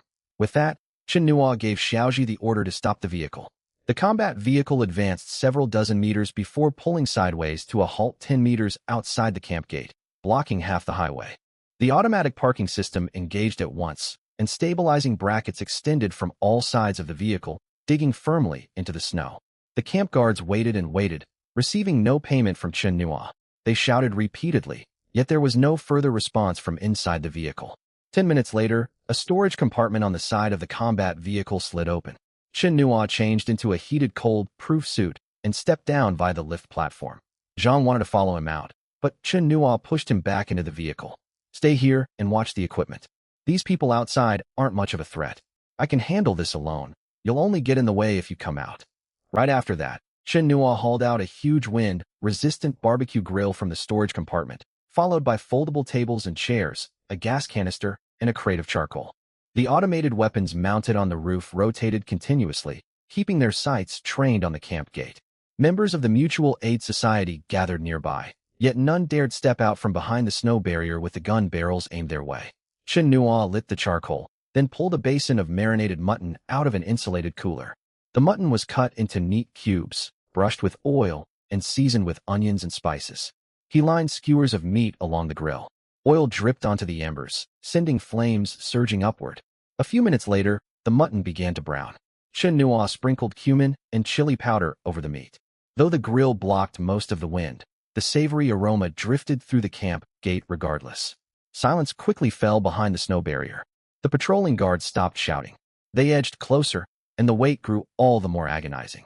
Waves of roasted mutton scent washed over them, making their stomachs rumble nonstop. Zhao, who was inside a tent, caught the smell as well. He still held the last half-tin of canned food in his hand, yet the congealed grease on top made it impossible to swallow a single bite. "He's doing this on purpose," the bald man beside Zhao muttered. "We outnumber him, but that vehicle carries automated weaponry. If we charge out, the men at the front won't survive." Zhao knew that full well, but he also understood that if Chen Nua kept roasting meat out here, unrest would break out among the camp residents sooner or later. Moments later, Chen Nua pulled out a bottle of soda from the vehicle. He twisted off the cap and took a sip, then picked up a skewer of mutton and ate it slowly. 2 refugees finally lost their restraint. They pushed open a side gate, slipped past patrolling guards, and scrambled over to the barbecue grill. "Sir, please give us something to eat. We can work. We haven't had food in 3 days. Even a scrap of meat, even one that's fallen on the snow, would be enough." Chen Nua glanced at them, then walked back toward the combat vehicle.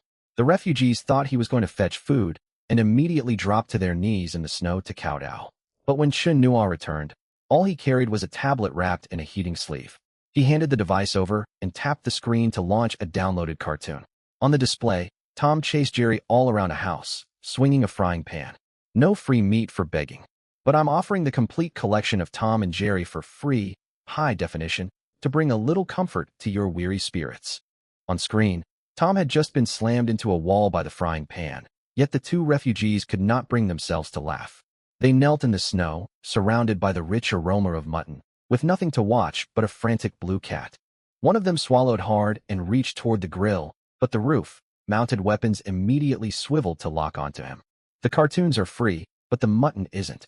Shinua turned the skewers over and poured himself another cup of soda. The man quickly pulled his hand back, yet he did not leave. Instead, he huddled there, still clutching the tablet.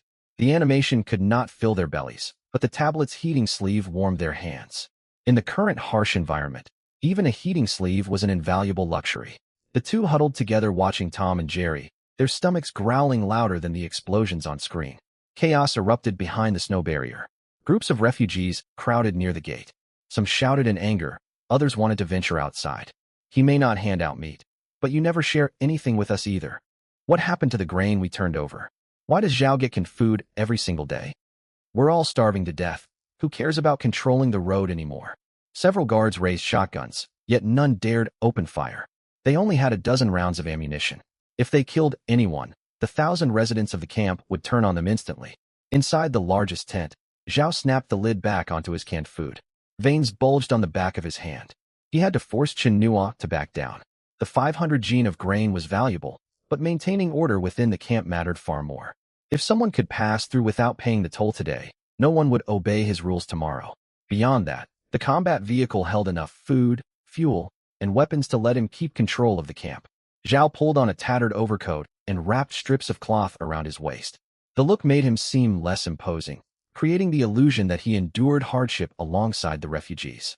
Then he summoned the bald man and 4 guards, and marched out of the camp himself. He halted as soon as he reached the gate. The 2 refugees with the tablets still knelt on the snow, and a dozen more people had gathered around them.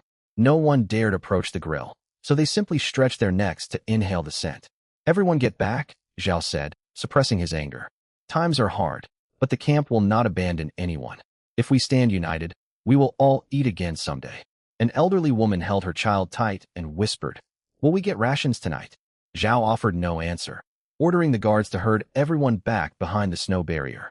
At that moment, Chen Nua dragged a folding chair up onto the vehicle's roof. A heating mat lay beneath his chair. Beside him sat mutton skewers, soda, and fruit. Temperatures outside neared -40 degrees Celsius, yet warm air continuously blew from heating vents on the roof, keeping him comfortable. Zhao tilted his head upward, first checking the roof weapons, then adopting a gentle tone.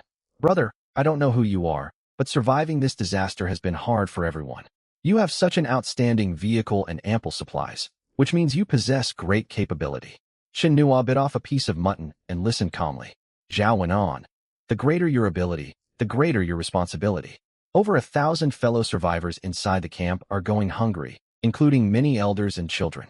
How can you sit up there eating meat alone without remorse?" Shin Nua set down his bamboo skewer and rubbed his jaw. "I do feel a twinge of remorse, actually." Zhao stepped forward 2 paces at once, but the bald man grabbed him quickly. The roof guns had tracked his movement, aiming at the snow at his feet. Blocked from advancing further, Zhao stayed in place, his tone growing even more amiable. "You have plenty of supplies. Everyone faces hardship at some point. If you lend a hand now, everyone will remember your kindness." Shin Nua picked up another skewer of meat and studied it for a moment. "This one's overcooked, though. It's making my jaw sore from chewing." A hush fell behind the snow barrier, followed by stifled laughter from several onlookers. The fake smile vanished from Zhao's face. "Brother, joking about people's lives is inappropriate, isn't it? They're your people, not mine." Shin Nua gestured toward the camp. "You speak of conscience. Why don't you share your own stores first? You could save another survivor if you skipped one meal, even if 1,000 people would only get a tiny portion each." Upon hearing this, more refugees peered out through gaps in the snow barrier. Zhao cleared his throat. "I wish I could do that, but the camp grain belongs to everyone. The administrators must eat properly to lead all of us through this crisis. In other words, their starvation is acceptable, but you cannot go hungry?" Zhao ground his teeth, knowing he could not continue debating food supplies. "You must understand. The people inside haven't had a full meal in 3 days. I can hold them back for a short while, but not forever. If someone loses their senses and rushes out to seize your supplies, none of us want to see bloodshed." After he spoke, several guards raised their shotguns. The barrels were not pointed directly at Chen Nuo, yet the threat was clear. Chen Nuo paid them no mind. He retrieved a shallow basin from a roof storage compartment and pulled out a large bottle of mineral water. The disaster had only just begun, yet clean water supplies inside the camp were nearly exhausted. Camp residents could only melt snow and filter it roughly with cloth, leaving sediment and ash coating the bottom of every container. Chen Nuo poured the entire bottle of water into the basin, then slipped off his cold, proof boots and submerged his feet. Zhao lurched forward half a step, shouting, "What are you doing?" He cut himself off quickly, yet everyone heard the outburst. "Washing my feet." Chen Nuo wiggled his toes. "It's warm inside the vehicle, but I walked through snow earlier, and my feet feel dry." A commotion erupted behind the snow barrier.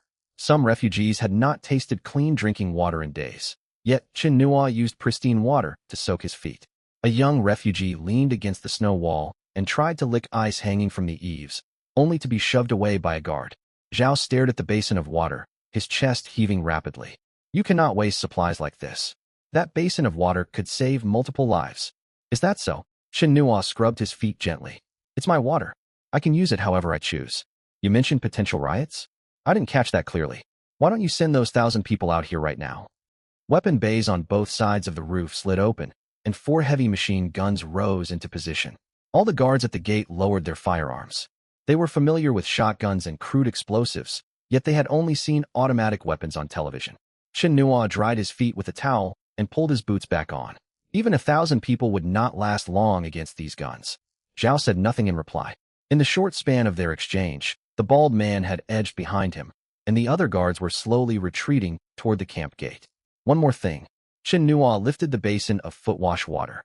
"Clean water can save lives, but once feet have soaked in it, it's worthless." The words barely left his mouth before he tossed the water outward. Zhao scrambled backward, yet deep snow slowed his movement. Most of the water splashed across his trouser legs and shoes, and the rest spilled onto the ground. The bitter wind froze his soaked trousers stiff within moments, cementing the soles of his shoes to the thin layer of ice. Zhao tried to lift his foot and stumbled. 2 guards hurried to steady him. They struggled for several minutes, unable to free his shoe. Finally, the bald man smashed at the ice repeatedly with the stock of his gun.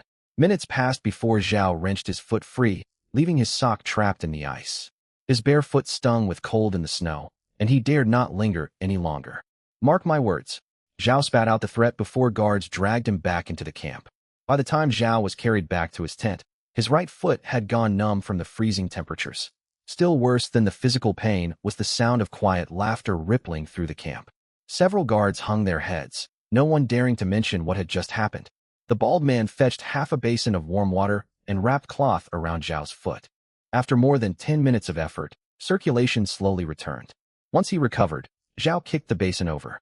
"Tonight, we burn that vehicle."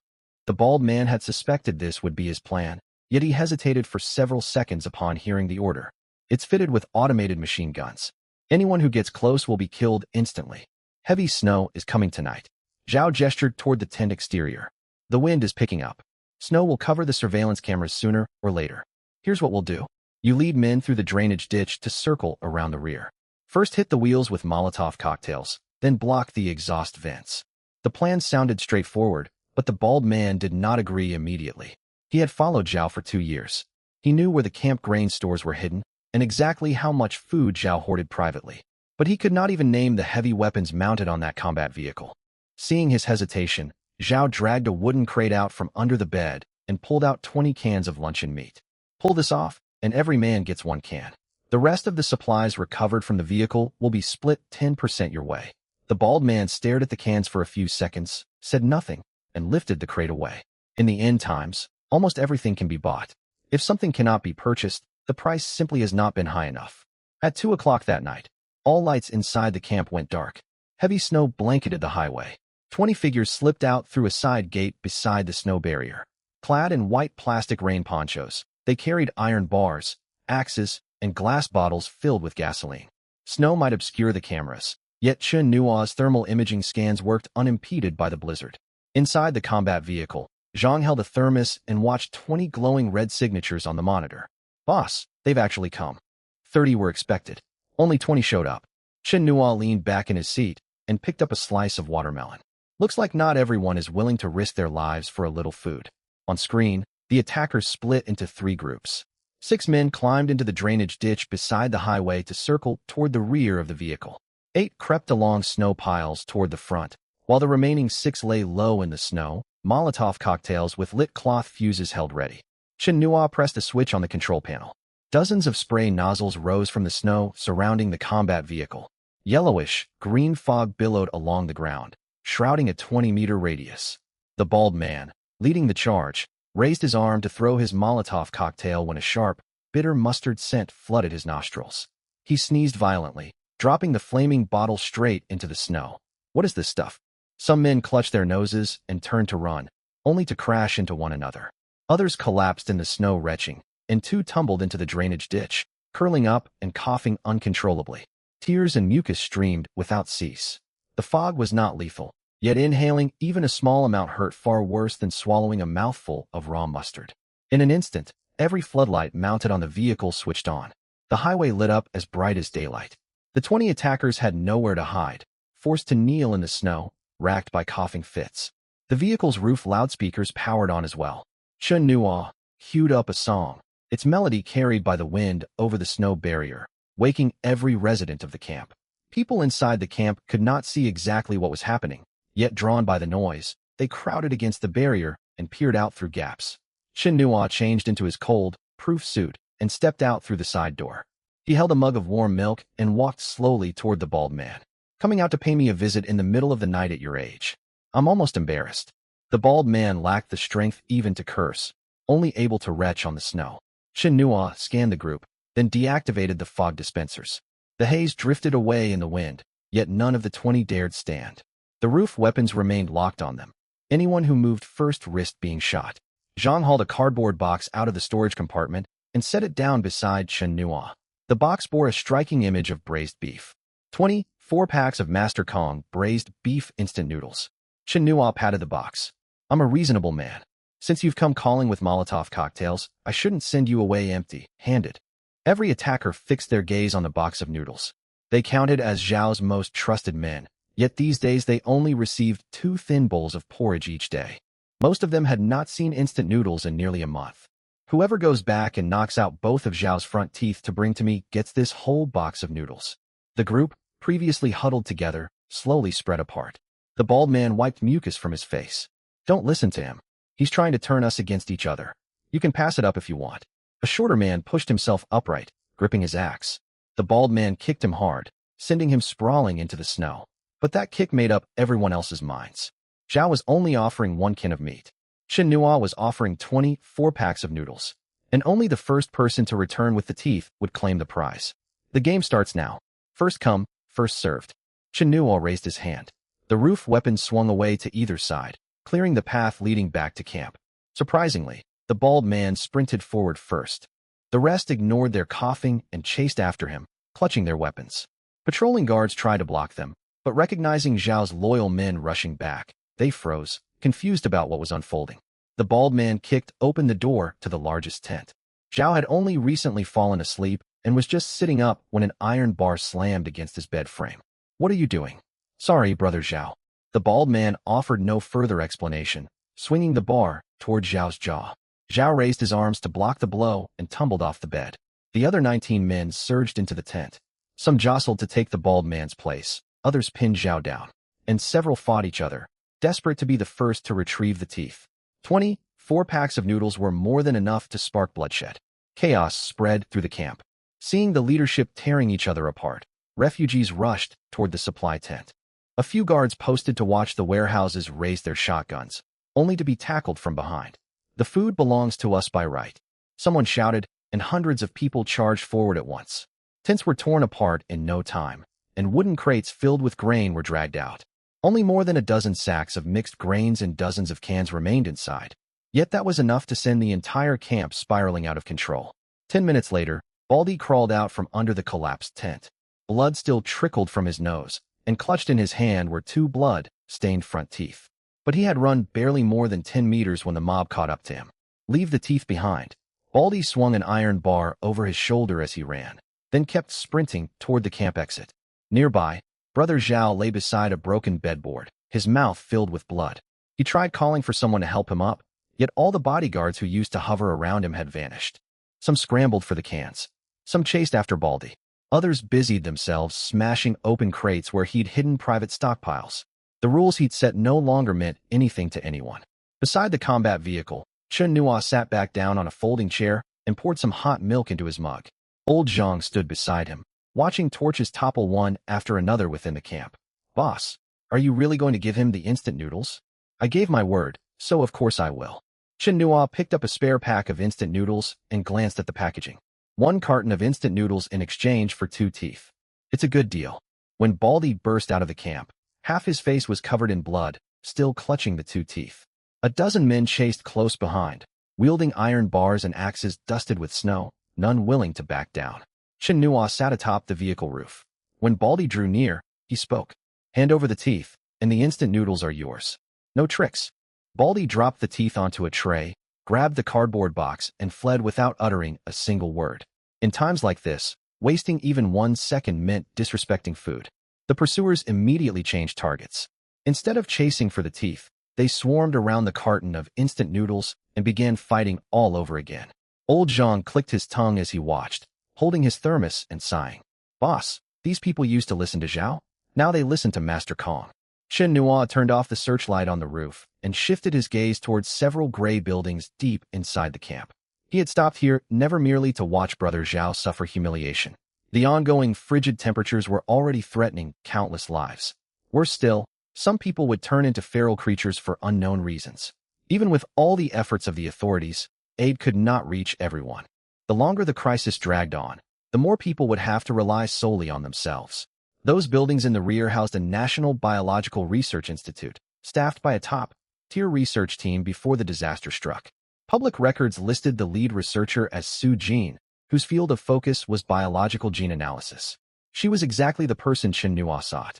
With all the guards distracted looting food, the timing could not be better. Chen Nua triggered a mechanism. A panel slid open on the underside of the combat vehicle. 6 palm-sized reconnaissance drones flew out just above the snow, weaving past torches toward the rear of the camp.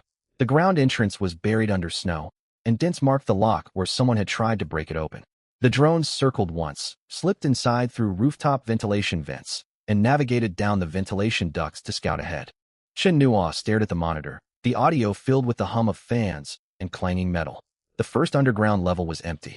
Cardboard boxes littered the corridors, and several doors had been pried open. On the 3rd underground level, thermal imaging picked up 7 human silhouettes. A drone flew through broken louvered windows and transmitted live footage of the laboratory back to the vehicle. Only 2 rows of lights were on in the room, and the backup power supply emitted an alarm every few seconds. A gene sequencing device spanned half a wall, its display frozen at 92% progress. 3 graduate students guarded the electrical cabinet, while 2 others took turns operating a makeshift pedal generator. Seated at a table against the wall was a young woman in a white lab coat. She looked worn out, her skin pale, her hair loosely tied back. She continued flipping through parameter logs in her hands. Many official photographs of the institute staff existed, and Chen Nua quickly confirmed her identity. Su Jin, 31 years old, the youngest lead researcher in the field of domestic genetics. Half a compressed biscuit sat on the table beside her, and the water glass next to it was empty. One male student could pedal no further. He leaned against the generator, gasping for breath. Teacher Su, will Zhao Hong send more food today? Su Jin turned the page of her records and replied bluntly. He won't. He wants medication that manipulates human neural functions, and I will never develop it for him. But we haven't eaten for 2 days. We might not make it through tomorrow morning. There are glucose vials in the cabinet on the west side. Give everyone half a vial. Prioritize protecting the equipment and data. She knew exactly why Zhao Hong had cut off their food supply and understood he was waiting for her to surrender. If she yielded once, he would keep demanding more, and this research institute would become his private pharmaceutical workshop. Suddenly, scraping sounds echoed from outside the door. Everyone grabbed wrenches and fire extinguishers. A drone crashed through the louvered shutters and landed steadily on the lab bench, its camera aimed straight at Su Jin. Dr. Su, I'm offering you a new opportunity. Meals and lodging provided. An unfamiliar man's voice came over the speaker. No one in the laboratory dared move closer. Su-Jin pushed herself up from the table. She examined the drone first, then glanced toward the surveillance camera in the corner. All the chaos outside. Was that your doing? To be precise, it was their own choice. When catastrophe falls, people will scramble for food by nature. I merely accelerated the process a little. The graduate students exchanged glances. They had all heard the commotion from the camp. Su-Jin closed her notebook and stepped forward to shield her students. You can send drones inside, which means you possess equipment and strength. That does not make you trustworthy. Chen Nua spread his hands. This Dr. Su was certainly tough to negotiate with. I have a vehicle, electricity, stockpiled food, and power sources to keep your machinery running. My only condition, bring your team to work for me. Su-Jin adjusted her glasses, beads of sweat forming on her forehead. I refuse Zhao Hong, and I will not bow to another authoritarian opportunist. I will hold on to my integrity, even if it means starving. Chen Nua listened and saw no point in continuing empty talk.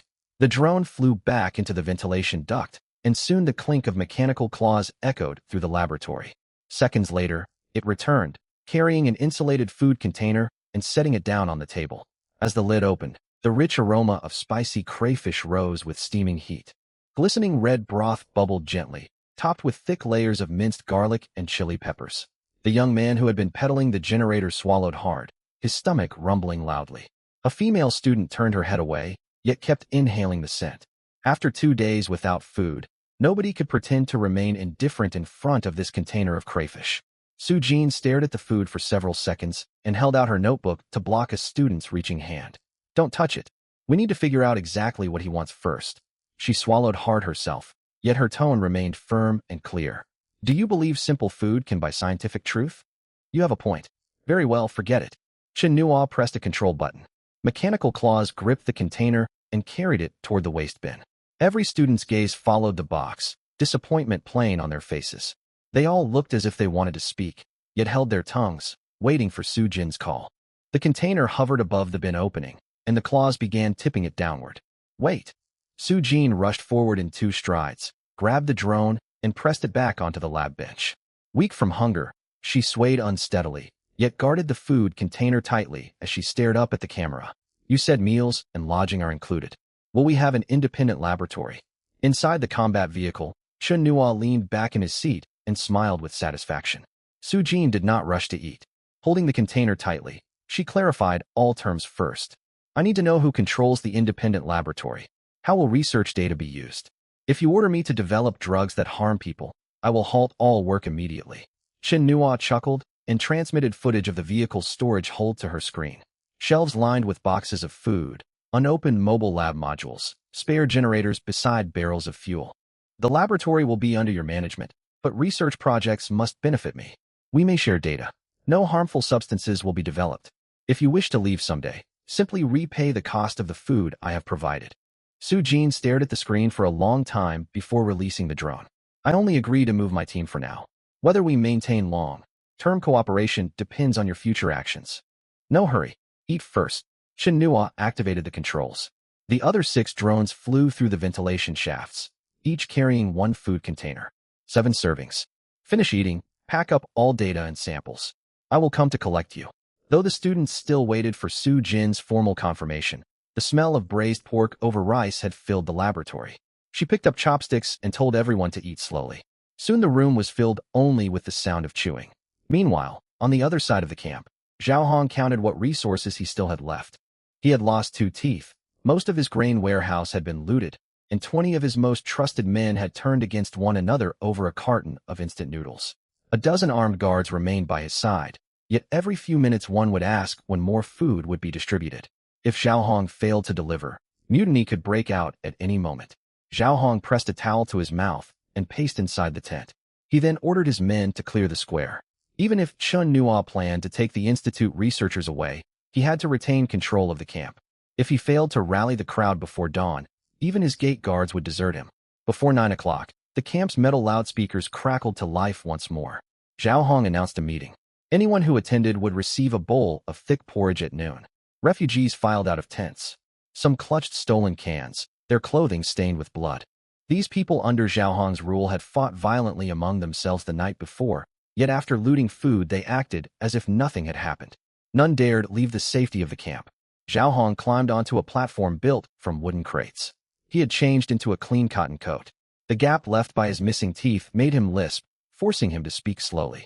Though chaos erupted last night, grain reserves remain. We still hold seed stocks, and the Institute's equipment is intact. If we unite, we will survive. Several guards led the applause, followed by scattered claps from the crowd. Zhao Hong raised his voice and began speaking of experimental farmland west of the Institute. He claimed once the snow melted, he would organize crews to clear the land, dig irrigation channels, and build greenhouses. Anyone willing to work would be allocated farm plots, and every household would receive a share of the harvest. Even many who had ransacked the warehouse the night before paused to listen when they heard promises of their own land. Seeing his words struck a chord, Zhao Hong added promises of housing, heating, and a school. He said the gray buildings could be renovated into dormitories. Once the abandoned boilers were repaired, every room would have heating. As the camp expanded, a clinic would be built to care for the elderly and children. We can never return to the homes we lost, but we can build a new one right here. Zhao Hong painted a convincing vision, and more voices echoed their agreement from the crowd. A woman holding a child wiped her eyes. Several men who had rioted the night before hid their iron bars behind their backs. Inside the combat vehicle, Old Zhang listened to the broadcast and set down his thermos. Boss, this Xiao really knows how to rally people. The farmland is buried under 3 meters of snow, yet he's already dividing up the autumn harvest. He promises far more than he can deliver, and the payoff is still half a year away. Chen Nua checked the time. Before Su Jin and her team evacuate, we cannot let him regain firm control over the camp. He activated the roof control panel. A folding support arm extended from the vehicle's armor plating. Mounted at its tip was a high-powered directional loudspeaker, rotating to aim directly at the platform in the square. Zhao Hong was about to announce his new management roster when a loud, cheerful commercial jingle drowned out his metal loudspeaker. Everything 2 yuan. All goods 2 yuan. The boss ran off. Trade scrap metal for ham sausages. The recording sounded hastily made, yet everyone in the square turned toward the highway. Zhao Hong shouted into his microphone 3 times, but no one paid attention anymore. 16 launch ports opened along both sides of the combat vehicle. Sealed starch sausages arced over the snow barriers and landed scattered across the square. The crowd erupted. It was as if food had fallen straight from the sky. A middle-aged man lunged for the nearest sausage, only to be pulled backward by someone behind him. They tumbled into the snow, and several more people swarmed in beside them. These sausages still had half a month until expiration, merely snacks in Chen Nua's warehouse. But for people surviving on 2 thin bowls of porridge each day, they were tangible meat they could sink their teeth into. Zhao Hong stood on the platform and roared angrily. Stop this. We need unity. If we endure until spring, we will have everything. An older woman who had fought in vain for food charged up onto the platform and kicked him hard in the lower back. We can worry about spring when spring comes. Hand over that sausage under your feet first. Zhao Hong tumbled off the crates into the snow. The woman ignored the fall, lifted the board he had stood on, grabbed a sausage, and ran. The crowd chased after her, and the earlier applause dissolved into shouts and arguments. Inside the vehicle, Chen Nua lifted his hot drink and turned to Old Zhang. You see, when someone paints grand visions, the simplest counter is to toss real food right in front of everyone. Old Zhang wanted to point out starch sausages were not the same as bread, but watching 2 guards drag Zhao Hong out of the snow, he decided not to contradict his boss. Zhao Hong was escorted back to the administration building, fresh blood seeping from the wounds inside his mouth. He pushed away the man trying to treat his injuries and swept a cup off the table. A few simple sausages had undone half an hour of his carefully crafted speech. He still retained loyal followers and firearms. Yet if this continued, his guards would start calculating how many supplies they could trade a rifle, or even their loyalty, for from Chen Nua. Survival was all that mattered. Zhao Hong still possessed influence only because Chen Nua had not publicly announced his offer of guaranteed food and shelter. Zhao Hong thought for a moment, walked into the duty room at the rear, and retrieved a set of keys from a cabinet. A wiring diagram for the Institute's perimeter alarm system hung on the wall. The eastern alarm tower stood beside the highway, less than 50 meters from the combat vehicle. The duty officer watched him insert the key into the main control panel and quickly grabbed his hand. Brother Zhao, activating this alarm will draw feral creatures from the abandoned county several kilometers away.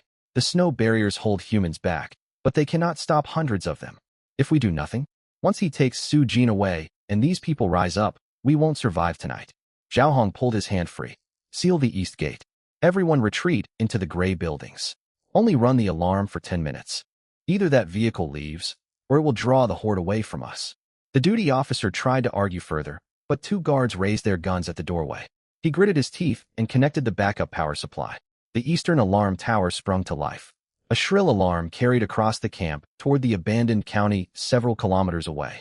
Doors along snow-covered streets crashed open. Figures hiding under vehicles and within buildings began shuffling toward the highway. The combat vehicle's radar reacted instantly. Target counters began climbing.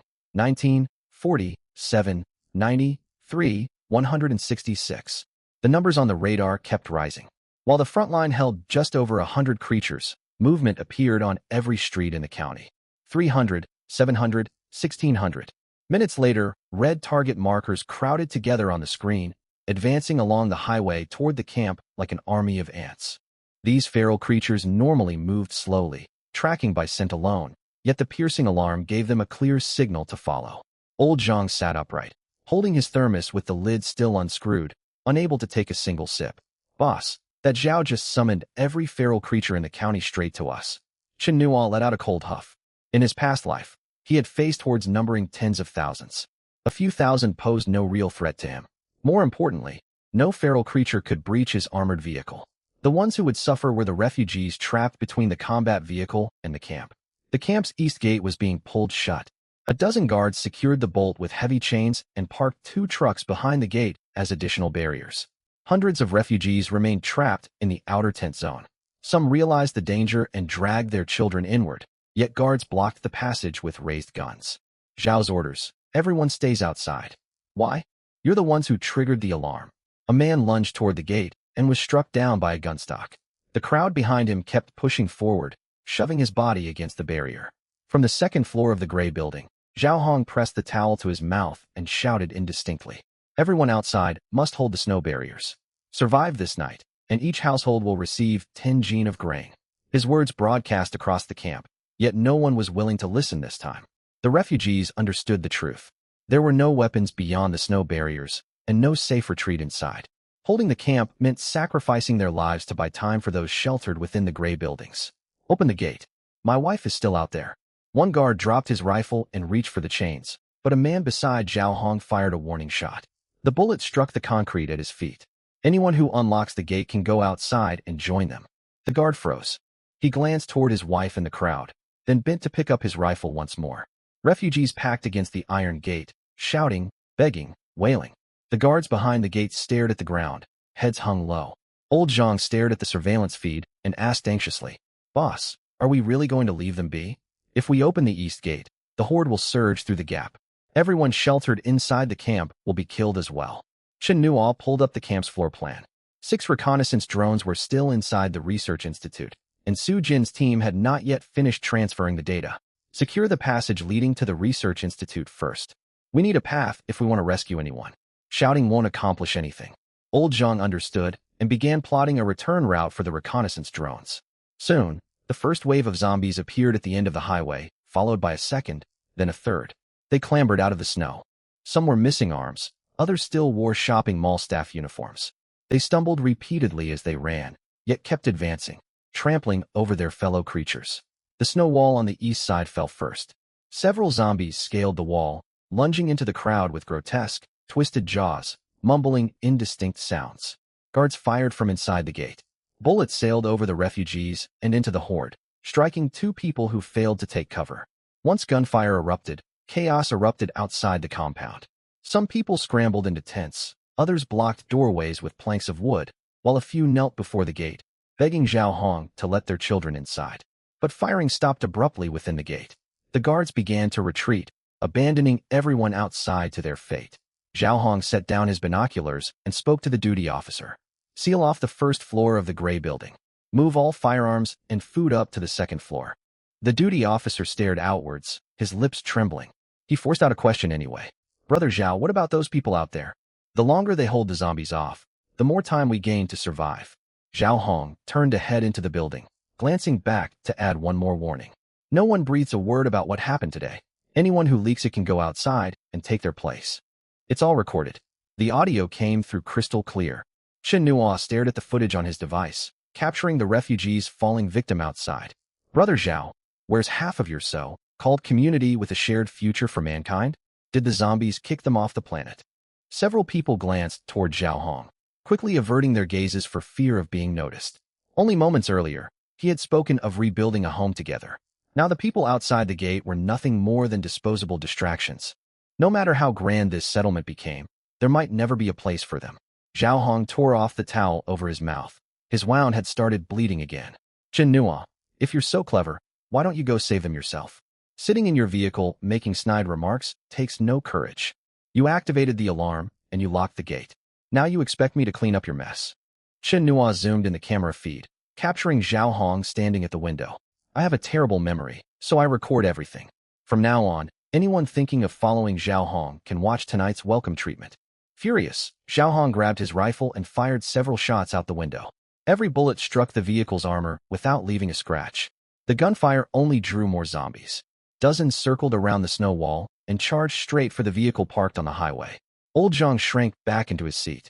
A rotting zombie face slammed against the windshield, spilling his tea all over his trousers. Boss, they're coming for us too. They need to bring something if they want to get close. I'm not opening up for nothing. Chen Nuo activated the vehicle's defensive systems. Rows of metal plating rose from both sides of the chassis, and insulation locks engaged within the wheel hubs. The high-voltage power grid powered on. The first zombies to touch the vehicle convulsed violently before collapsing smoking into the snow. Others stepped onto their bodies. Electricity spread across the snow and slush, felling another wave of the undead. A ring of charred corpses quickly piled around the vehicle. New arrivals were blocked off, forced to climb over the mound of bodies. Electrodes on the roof discharged again, knocking down zombies scrambling toward the top. Old Zhang checked the energy readings and finally caught his breath. Power only drops 0.3% each minute. We can hold out for hours at this rate. That's more than enough. Chen Nuo opened the observation hatch on the roof. A lifting platform deployed a reclining chair, a folding table, and a high-definition camera. He settled back comfortably, and a freshly brewed cup of coffee arrived from the onboard machine. The camera extended past the wall of corpses, locked onto the camp's east gate, and clearly captured which window Zhao Hong stood behind. Old Zhang stared up for a moment and asked, Boss, you're really going to drink coffee at a time like this? Defenses around the camp perimeter were collapsing. Many refugees fought back with shovels and wooden sticks, yet they were crammed into a narrow passage with barely room to turn. One man climbed the gate, only to be knocked back down by guards wielding poles. Another rolled an oil barrel forward, threatening to burn everything down if the gate stayed closed. But before he could ignite his lighter, the zombie horde surged in from the side. Watching the worsening chaos outside, Zhao Hong ignored Chen Nuo's taunts. He ordered 2 trusted men to follow him to the main control room. The duty officer remained there. He knew he was complicit, yet feared Zhao Hong's gun far more. There are old detonation pipelines beneath the outer warehouse, right? Zhao Hong spread a circuit diagram across the table and tapped several red markers quickly. Connect the detonator. Once the horde floods fully inside, blow the outer district off the map. The duty officer lifted his head, his fingers shaking. Hundreds of people are still out there. Anyone who can't survive counts as a zombie. Zhao Hong spoke without hesitation. 2 guards standing outside the doorway exchanged glances. Neither stepped forward to help. No one could bring themselves to commit such a cruel act. Zhao Hong grabbed the tools himself and connected the warehouse backup power supply to the detonation circuit. If the outer district was destroyed, the refugees, zombies, and all evidence of tonight's events would be buried beneath rubble. But just as the detonator light turned red, a deafening boom echoed from the direction of the research institute. The maintenance door of the underground passage had been blown open. An experimental track transport truck burst through snowdrifts from behind the gray building. Su Jin stood beside the driver's seat, her goggles covered in dust, her once clean face smudged gray. 2 students clutched data boxes in the rear compartment. Several others gripped fire extinguishers and lab protective shields, clinging tightly to the vehicle's edge. The track truck turned and headed straight for the gate where refugees were trapped. Chen Nuo set down his coffee mug as the camera swiveled toward the truck. This Dr. Su is far braver than her employment contract suggested. The track transport crashed through the fence, half of its body entering the outer district. Before Su Jin could straighten the vehicle, 2 women holding children threw themselves against its sides. More than 20 refugees surged forward, all desperate to climb aboard. Don't get on the truck. Head for the rear entrance of the Research Institute. Su-Jin tapped the control console, and a student cranked the loudspeaker to maximum volume. Follow the track marks. The snow has been cleared there. Don't hide inside the tents. The words barely left her mouth when 3 zombies slammed into the transport from the side. Students raised lab shields to block the nearest creatures, yet more zombies climbed over the collapsed snow wall. Suddenly, the transport's track rolled over a steel pipe and jammed completely on the right side. The vehicle lurched sideways. Data boxes in the rear crashed against one another, and one latch snapped open. Hold onto the boxes. No one leaves the vehicle. Su-Jin grabbed a makeshift stun baton at her feet and jumped out into the snow. Both batons connected to backpack batteries. Insulation tape wrapped around copper electrodes marked them as hastily built lab prototypes. Gritting her teeth, Su-Jin advanced with the batons. Fear gnawed at her, yet her drive to save others outweighed it. When a zombie lunged, she struck it squarely with the baton. The creature convulsed and fell. The weapons worked against 3 or 5 undead, yet the horde blocked every escape route. Frigid temperatures drained battery power rapidly. The backpack charge dropped from 62% to 31% in less than a minute. Professor Su, come back. A student knelt in the truck bed shouting, his fire extinguisher already empty. 2 zombies clawed at the rear tailgate, while others climbed over their kin to reach the vehicle. Su-Jin wanted to free the trapped pipe. The truck would never move otherwise, and they could not rescue anyone. She tossed aside the stun batons, pulled a wrench from her waist, and prepared to shift the pipe. There was no time. The zombie horde closed in. The nearest undead snatched at her goggles. Su-Jin dodged frantically, and the eyewear fell onto the snow. Gasping for breath, she lacked physical strength. The bitter cold slowed every movement. Her fingers burned red, too weak to fight the zombie's head on. Inside the armored vehicle, old Zhang slammed his thigh in anxiety. Boss, she's a top-tier scientist. It would be a terrible waste to let her die to the zombies. Chen Nuo remained calm, his gaze fixed firmly on the surveillance feeds. True, if she dies, my high-end medical equipment becomes worthless scrap. Old Zhang quickly unfastened his safety belt. I'll open the rear hatch and bring them in. No, you stay on rear hatch control and monitor the reconnaissance drones. Chen Nuo walked toward the driver's cabin and issued instructions. Only bring aboard the research team and data boxes. If anyone blocks the hatch demanding entry, seal it immediately. Old Zhang opened his mouth to argue, yet the unfolding crisis left no time for debate. He wanted to save everyone, but he had to follow orders, not act on impulse. He had seen what happened in the residential compound. The 6 reconnaissance drones returned from the Research Institute, streaming live footage of the transport truck to the main display. Chen Nuo slipped into the driver's seat, gripped the steering wheel, and pressed the brake and power pedals sequentially, activating rampage mode. Once the system prompt finished, the high-voltage grid along the vehicle's side shut down, and wheel hub insulation locks disengaged. The chassis lowered 20 centimeters. Alloy ramming spikes extended forward, and the diesel engine and electric motors surged to full power. Corpses around the vehicle still smoldered, yet Chen Nuo released the brakes. Dozens of tons of armored vehicle rolled straight over them. The first layer of bodies was crushed into the snow. Zombies still tried to climb onto the roof, but speed climbed rapidly. Undead blocking the highway collided with the alloy ram. Flesh splattered across the windshield, washed away by high-pressure jets and windshield wipers. Old Zhang winced watching from the rear hatch monitor and gripped the safety rail tightly. Boss, there are people on the left. Chen Nuo had already spotted them. He turned the wheel slightly right. The vehicle brushed past 2 refugees. The shockwave tossed them into a snow ditch, and they rolled clear, evading the zombies behind them. Tell them to run for the Research Institute rear entrance, not follow the vehicle. Old Zhang activated the external loudspeaker and shouted. A path lies beneath the green reconnaissance drones. Those who can run should move now. Do not block the vehicle, you will be run over. The 6 drones lined up and skimmed low over the snow toward the Research Institute. A dozen refugees understood the signal, grabbed their children, and followed. Many more remained crowded at the east gate, pounding on the barrier and begging for entry. Back at the transport truck, Su-Jin retreated beside the vehicle. She smashed a zombie's arm with her wrench, yet a tear split open her protective suit. No escape remained behind her. Before the horde could reach her, the armored vehicle crashed sideways into the encirclement. Chen Nuo slammed on the brakes and spun the wheel hard. The rear of the vehicle swept several meters outward, knocking zombies away from the transport. The heavy passenger door slid open directly in front of Su-Jin. Get in. As the door popped open, Su-Jin grasped the handrail. Another zombie lurched upward at her feet. Chen Nua leaned out, grabbed the collar of her protective suit, hauled her onto the step, and kicked the undead creature away. Once aboard, Su Jin leaned against a seat gasping.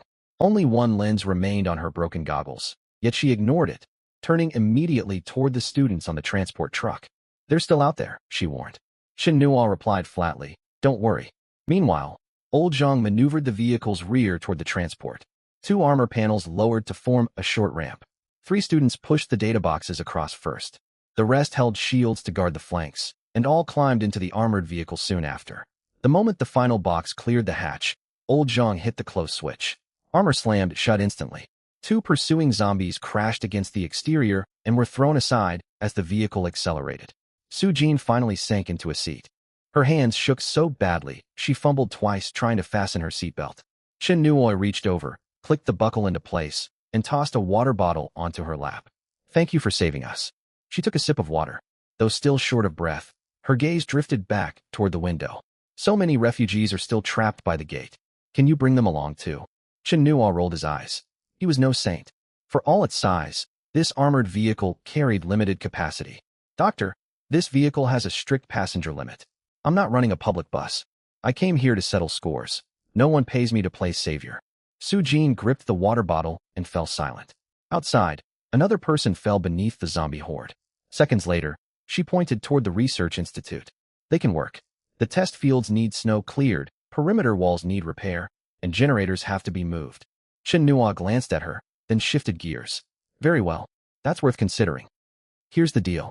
Anyone who can follow the reconnaissance drones to the rear entrance can sign on for work and wages.